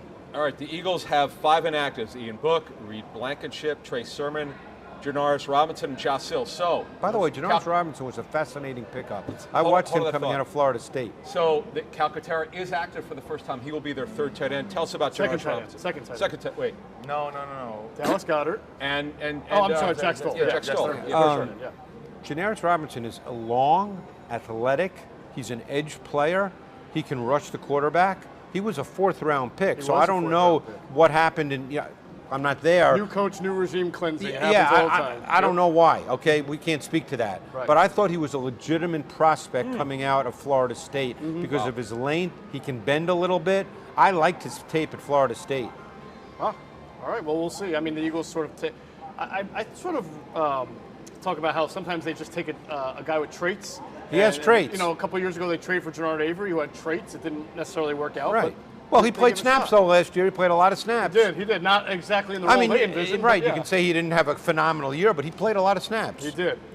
All right, before we move on, Patreon subscriber Tony Wright wants to ask Adam if he thinks this is the best secondary the Eagles have had since the 2004 Oh, my Super God. Bowl team. Not the 17, the 4. We're talking Lido, Sheldon, Michael Doss, Lewis. Michael Lewis, yeah. Yeah, that's. I don't think it's unfair to say. I know It's we're a only fair 2 point weeks. to but Who was the other safety in that? Michael Lewis. Lewis and Brian Dawkins. Oh, Doc was there, right? right. Michael Lewis got the big contract. for Brian the- Dawkins, Yeah. yes. Oh, Brian Dawkins. Gee. The other safety, The Brian other Dawkins. safety. Famer, yeah. Just yeah. I get the question. First of all, Bradbury was released from the Giants. Let's not forget that. Correct. Although he, so far so good. Maddox is a good slot corner. Just based on where both sets were, it's obviously subjective because you're comparing something that happened. Wow, a long time ago. I think that team was 22 way years ago? stronger at safety than this team. I mean, Yes. it's Oh, almost inarguable. night and day. Yeah. And I think you. Yeah, like Doc that- was pretty good. That 2010 team where we had Dawkins, Quentin Michael. 2010? Was it 2010? Yeah, Dawkins, Dawkins, Quentin Michael. Asante. We had Asante, we had Sheldon, we had Joselio. And Joselio, that was pretty good too. Sheldon was a very, very underrated corner here at the Eagles. I Yes, agree. I agree. Sheldon was a very good player, Yeah. solid in Very every versatile aspect. too. Yeah, Come South inside, Carolina. play nickel. Yeah, South Carolina. He was feisty and competitive, feisty, yeah, man. he would knock your head off as I a know, corner. yeah. Sheldon taught me more about the game, you know, as far as in practice and how Right. to get open than anybody ever had. Really? Oh my gosh. Because if you weren't perfect technically, he would have you 5 yards in the other direction. Really? Because he was so good at the line of scrimmage to stand square. Wow. Yeah. Sheldon, as you said, can knock your head off. I mean, I think Reggie Bush can attest to that. I saw him We all yesterday. remember that, I right? should have told him for Sheldon Brown home. Oh boy. You saw Richie Bush yesterday? Yeah, Fox, he was covering the game. Oh, they were there? Yeah. Yeah. All right.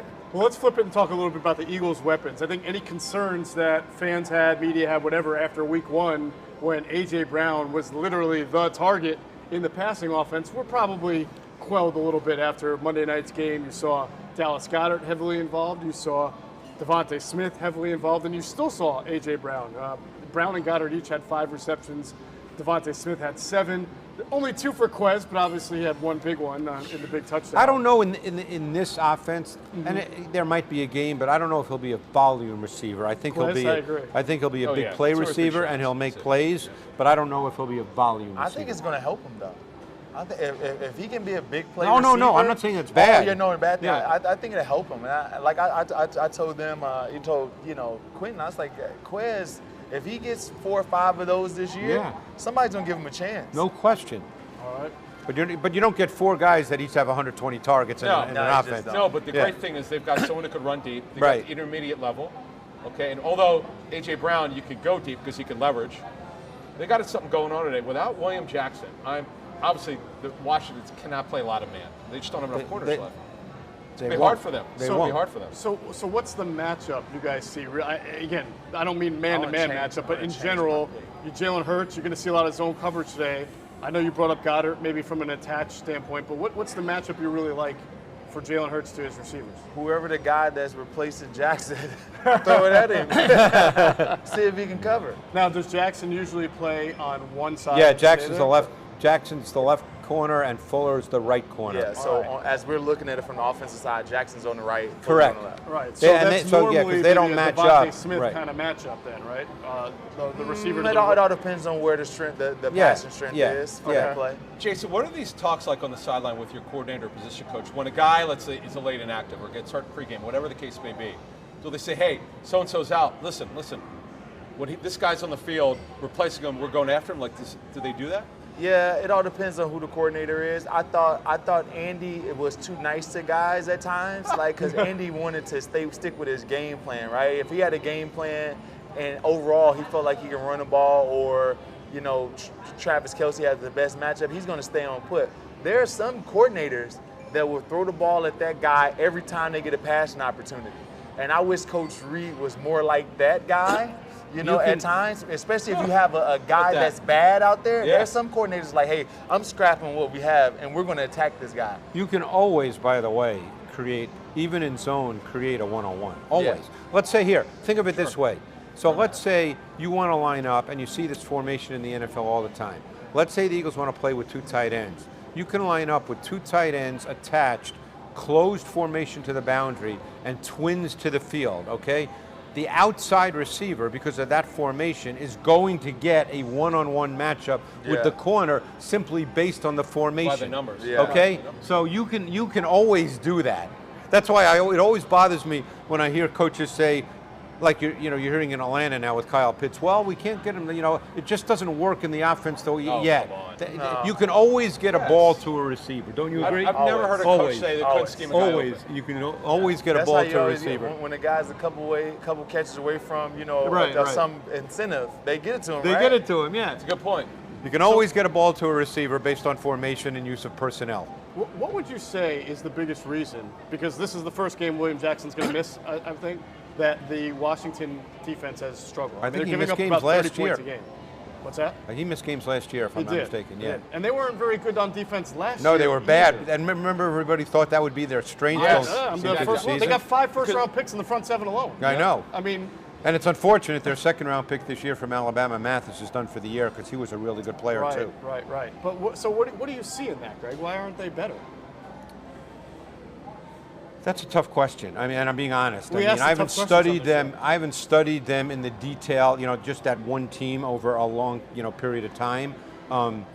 So I'm just being honest. I don't think I have a great answer. Although I will say this, William Jackson was a big signing for them. Okay. Yes. And I don't think he's a guy I have looked at. I don't think he's played particularly well when he's been on the field. And I think that's hurt them because I think they expected him to be, if not a lockdown corner, certainly to be a guy they could line up who could play man-to-man, which was considered his strength.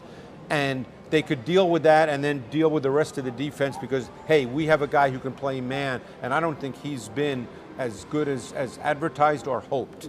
How has Ronald Darby played in Denver? Because that's who they let go to sign William I Jackson. think Darby's been pretty good. It's funny. I actually watched their tape this morning because I wanted to watch Davis Mills, so they played Denver this past week.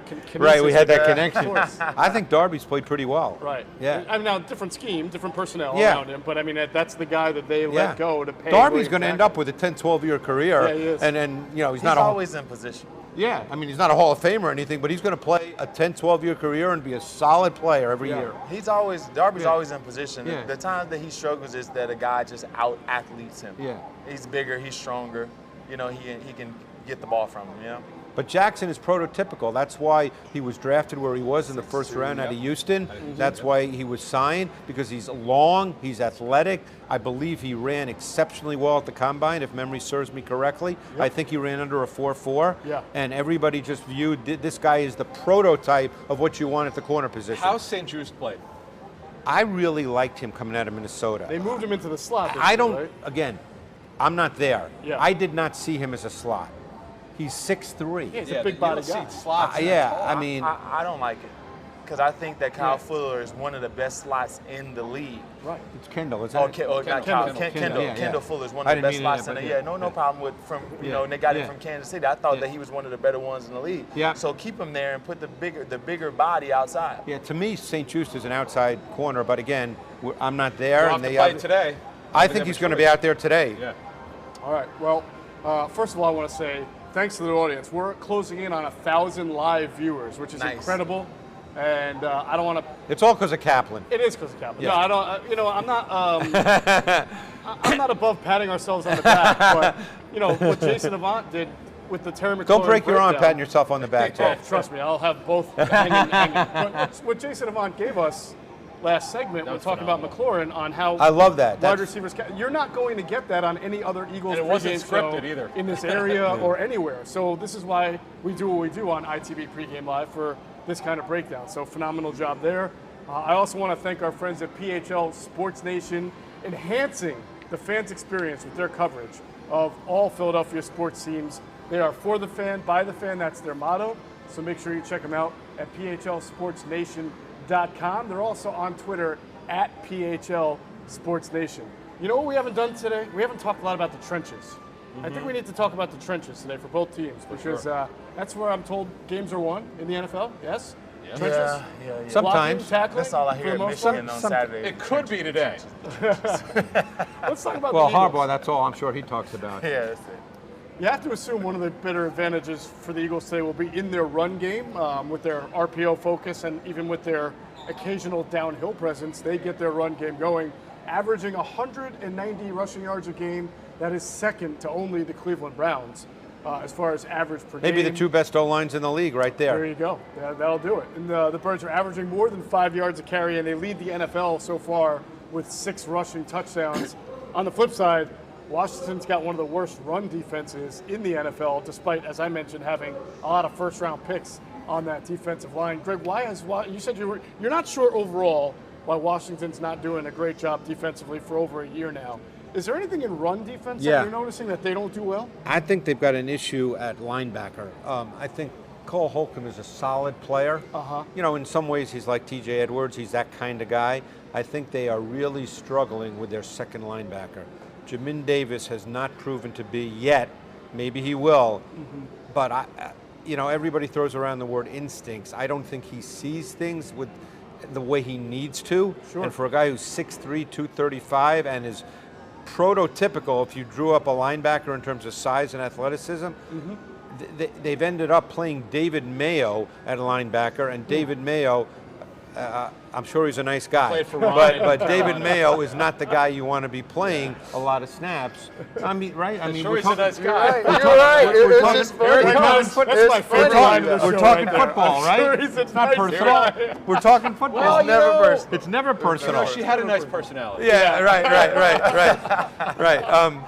So, you know, they're playing David Mayo because Jamin Davis has not been able to handle the duties necessary to play in the run game. Right. So now they've pretty much decided to use him very much as a blitzer and a pass rusher because he's not been able to fulfill the necessary responsibilities. Ron so, Rivera's been very public about his struggles. He hasn't Yeah. hid from him. They don't trust him. no, the Interestingly, they were well, the paid tape for the tells you other day. that. They clearly don't I mean, trust you guys, you listen to more interviews. I'm watching tape all week. I'm not listening to all the press conferences. I just listened to a the couple. tape tells me that. Yeah. You know, that's what the tape tells me. It tells you that, and it's high standards too. Yeah. You come from Thomas Davis and Luke Kuechly, Kuechly. and then you get Jamin Davis. Yeah. It's like, you know, the standard is so much higher because it's critical for the type of defense that Jack Del Rio plays, and also that Ron's been a defense coordinator for so long, you know, and the defense coach for so long. And He's Ron knows defense. Knows defense. Yeah. You know, one of the greatest defenses of all time he was on. You Yeah. know, so when you consider those things, he's looking at the linebackers like he's not cutting it. So we'll see what happens. I used to go to have meals with Rivera at the Combine, and like all coaches, we'd sit at, you know, we would always go to that sushi place, which closed, by the way, in Indianapolis. You're probably not a sushi guy. I don't eat that. Yeah, and all these guys Sushi do in these. Indianapolis, that whole concept Yeah, scares all me these anyway. all these defensive guys, all they do is try to find things they can move around. The salt shaker, they, you know, just to show you, you know how these guys are. Plays? Yeah, so great. yeah. It's like Days of Thunder when he's doing the whole But I traffic mean, thing. Rivera, people, you know, as Jay said, people who are younger might not know that he was a backup linebacker on, you know, the 1985 Bears. 59. Yeah, and then ended up being a starter for a number of years in this league, had a really nice career, Right. and he's a defensive guy, and he's super smart, and I think they drafted Davis with the idea that in the context of his defense, he'd kind of be, not Kuechly's special, but maybe more like a Thomas Davis, an athletic guy, and he just hasn't really, it hasn't worked yet. My understanding was Yeah. teams saw Jamin Davis as a down-the-line project. Maybe by year 3 he could start. Right. They tried to get him heavily involved last year. And it didn't work. Well, And they were hoping he would advance by now. but his tape in college, This last year, Kentucky, was really good. I mean, he looked like, and I really liked him. I'll be the first to admit, I really liked his tape a lot in college. And, you know, sometimes in college, for me anyway, maybe others do it better, but for me, it's hard to speak about a guy's instincts in college because the college game is different. Yes. So I can't compare that necessarily to the NFL. That's hard for me. Sure. I would always say this about defensive struggles and even up front or all of these things. When you can't play man-to-man, like at some point, I always say the game comes down to a few things. Blocking, tackling, catching, You gotta and play covering man. people. You got to be able to, at some point in the game, in critical situations, agree. you got to be able to play man coverage. And when you can't do that, it's going to be hard for any defense. I And agree with this that. team can't do that. I agree with that. That's a phenomenal point. On the flip side, And that's why our team wasn't good on defense last year. Right. Yeah. You know, as far as upper echelon teams, Right. couldn't play man. now on the flip side, the Eagles should also have a major advantage with their defensive line up against this Washington offensive You line would that think, is down a backup center. Washington's rush offense right now, one of the worst in the league. We talked about they're not doing well against the run. They're not running the ball. We talked about that 3.5 yards per carry. But we also haven't seen the Eagles D-line, specifically Cox and Hargrave, I guess, really get after it. I think they did a better job Monday night. But is there anything you guys are seeing from those two that you're wanting still more of? I thought Aiden Hudson had a good game versus them last week, and you know, Charles Leno, I thought gave up some edges. Right. And so to First me, half particularly. yeah. So last week, so I'm thinking that Josh Sweat's going to play a really good game, but And he was good last week. yeah, Josh Sweat was good. He got home a few times. You know, got the face mask on the one second. Yeah. So I think that there's some plays to be made against this offensive line, even in the passing game. So that's what I'm looking forward to seeing what Josh Sweat does.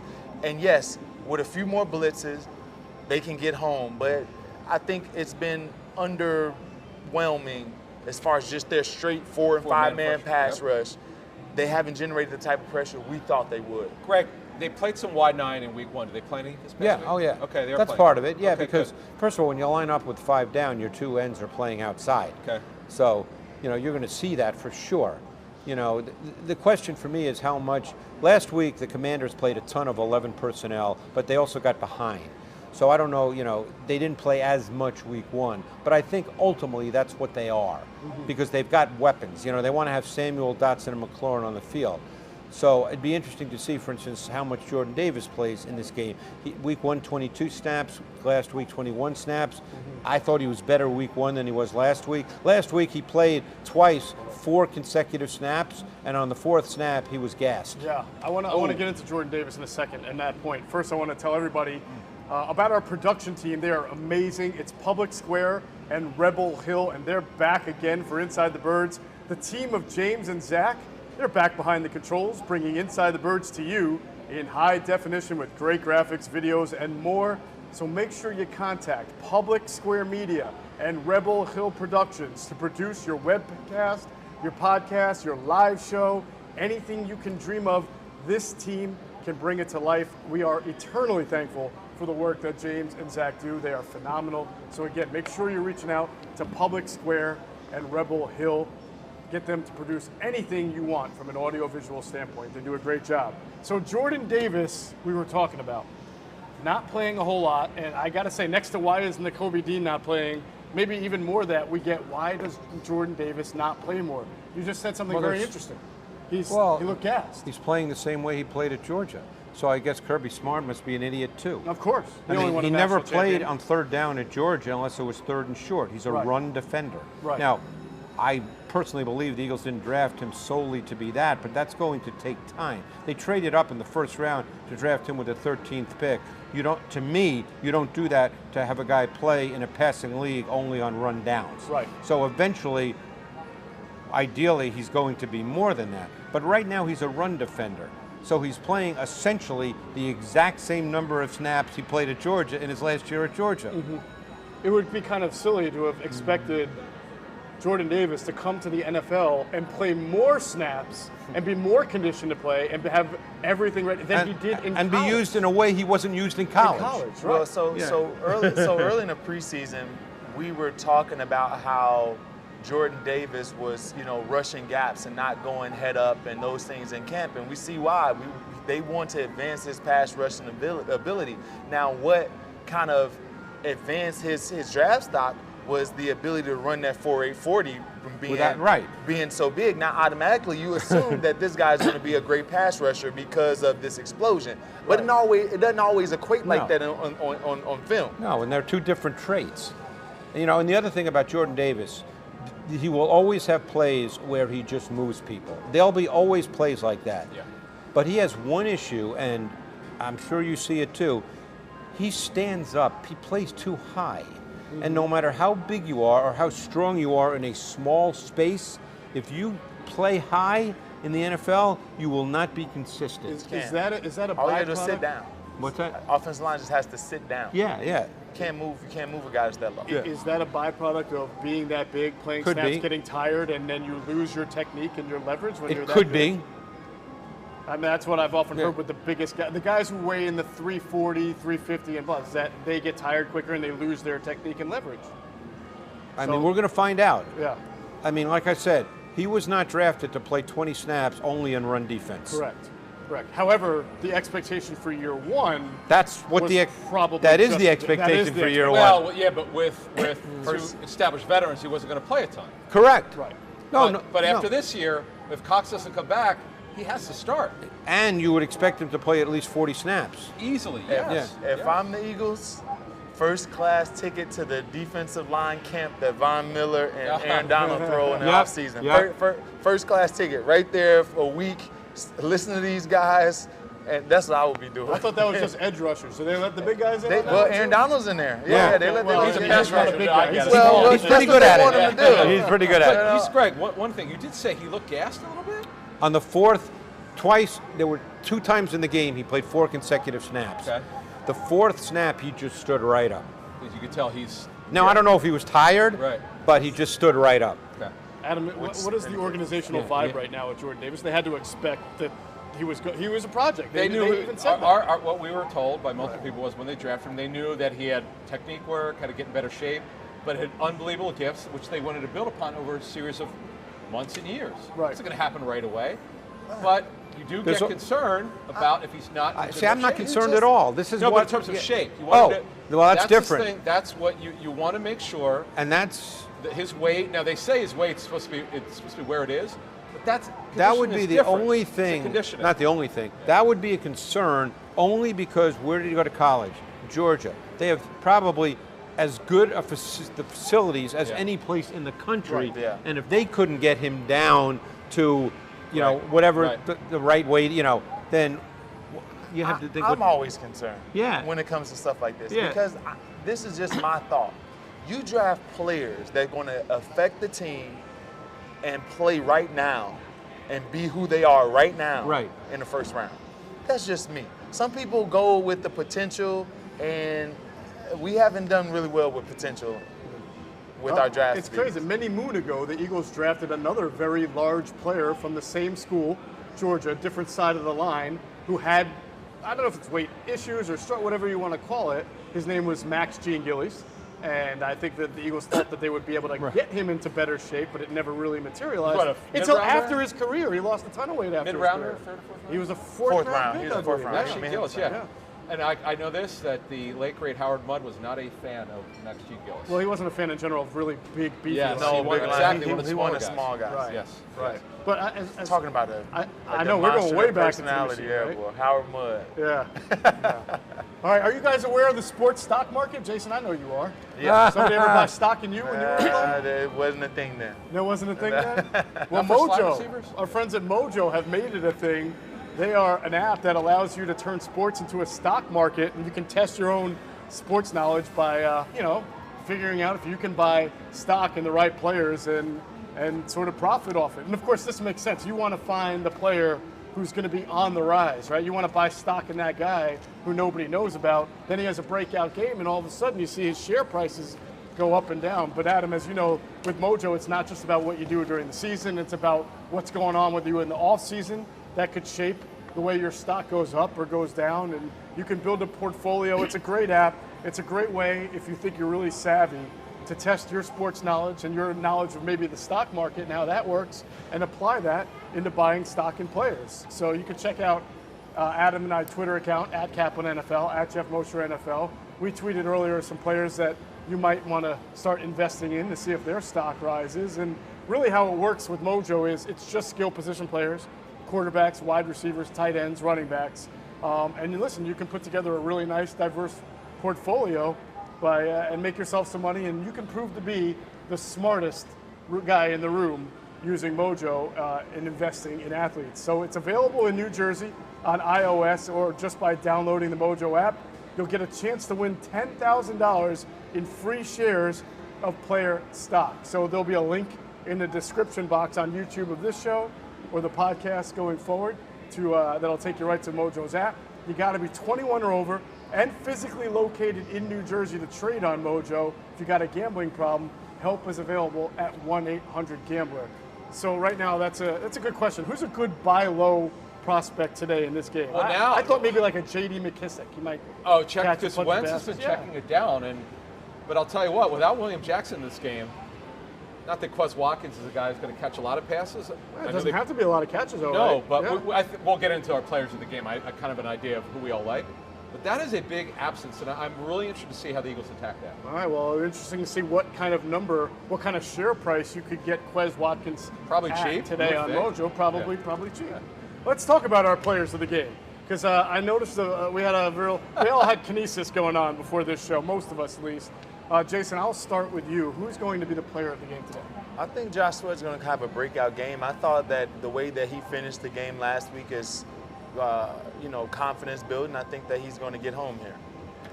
Obviously, they aligned him a little differently like a down lineman in a 5-1 look. We saw Josh Sweat kind of lined up. What alignment would you call that, where you're sort of either head up on the tackle or a little inside in that 5-1 look? If he's a little inside, he'd be what's called a 4-eye. 4-eye, right? Yeah. That's what I thought it was. But there were some times where I thought maybe he was playing a 5. It Yeah. could have been both. Yeah. But either way, he was not as much of a stand-up or an outside No, I think guy. he'll be used in multiple spots. Yeah. And did a good job. Yeah. All right, Greg, who's your player of the game today? Dallas Goedert. Yeah? Why? I mean, I think they're going to be, and I didn't know William Jackson would be out, but I think they're going to throw the ball well.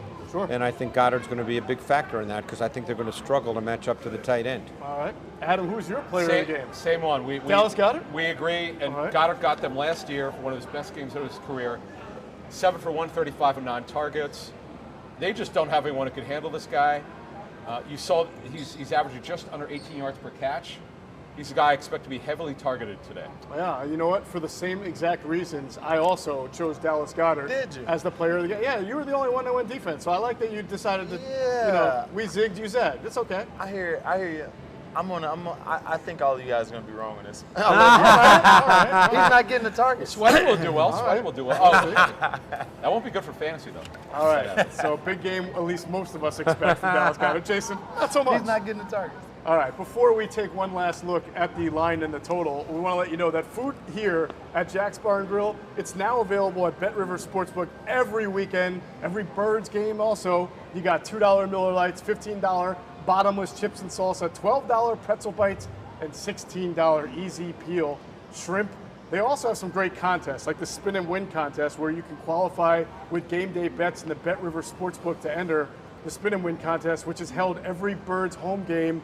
You can enter by placing at least a $50 bet on pro football.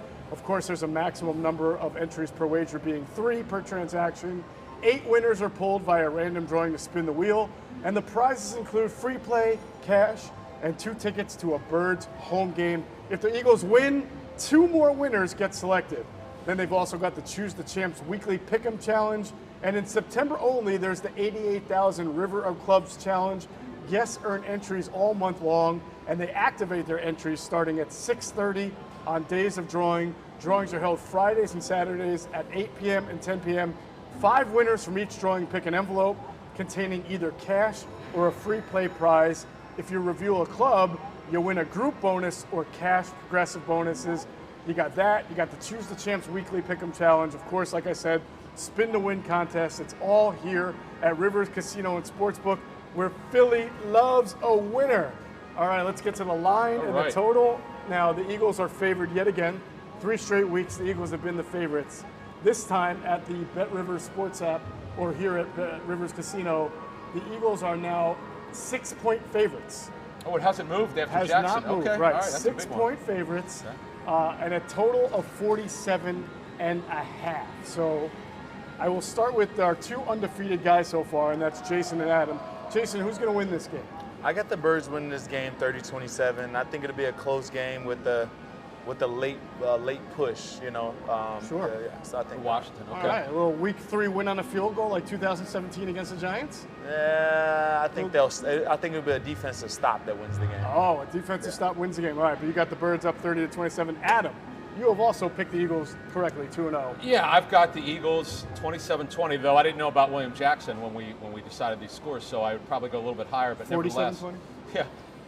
They should have no problem today. And I'll tell you what, they also defensively, Trey Turner, believe it or not, is a below average guard.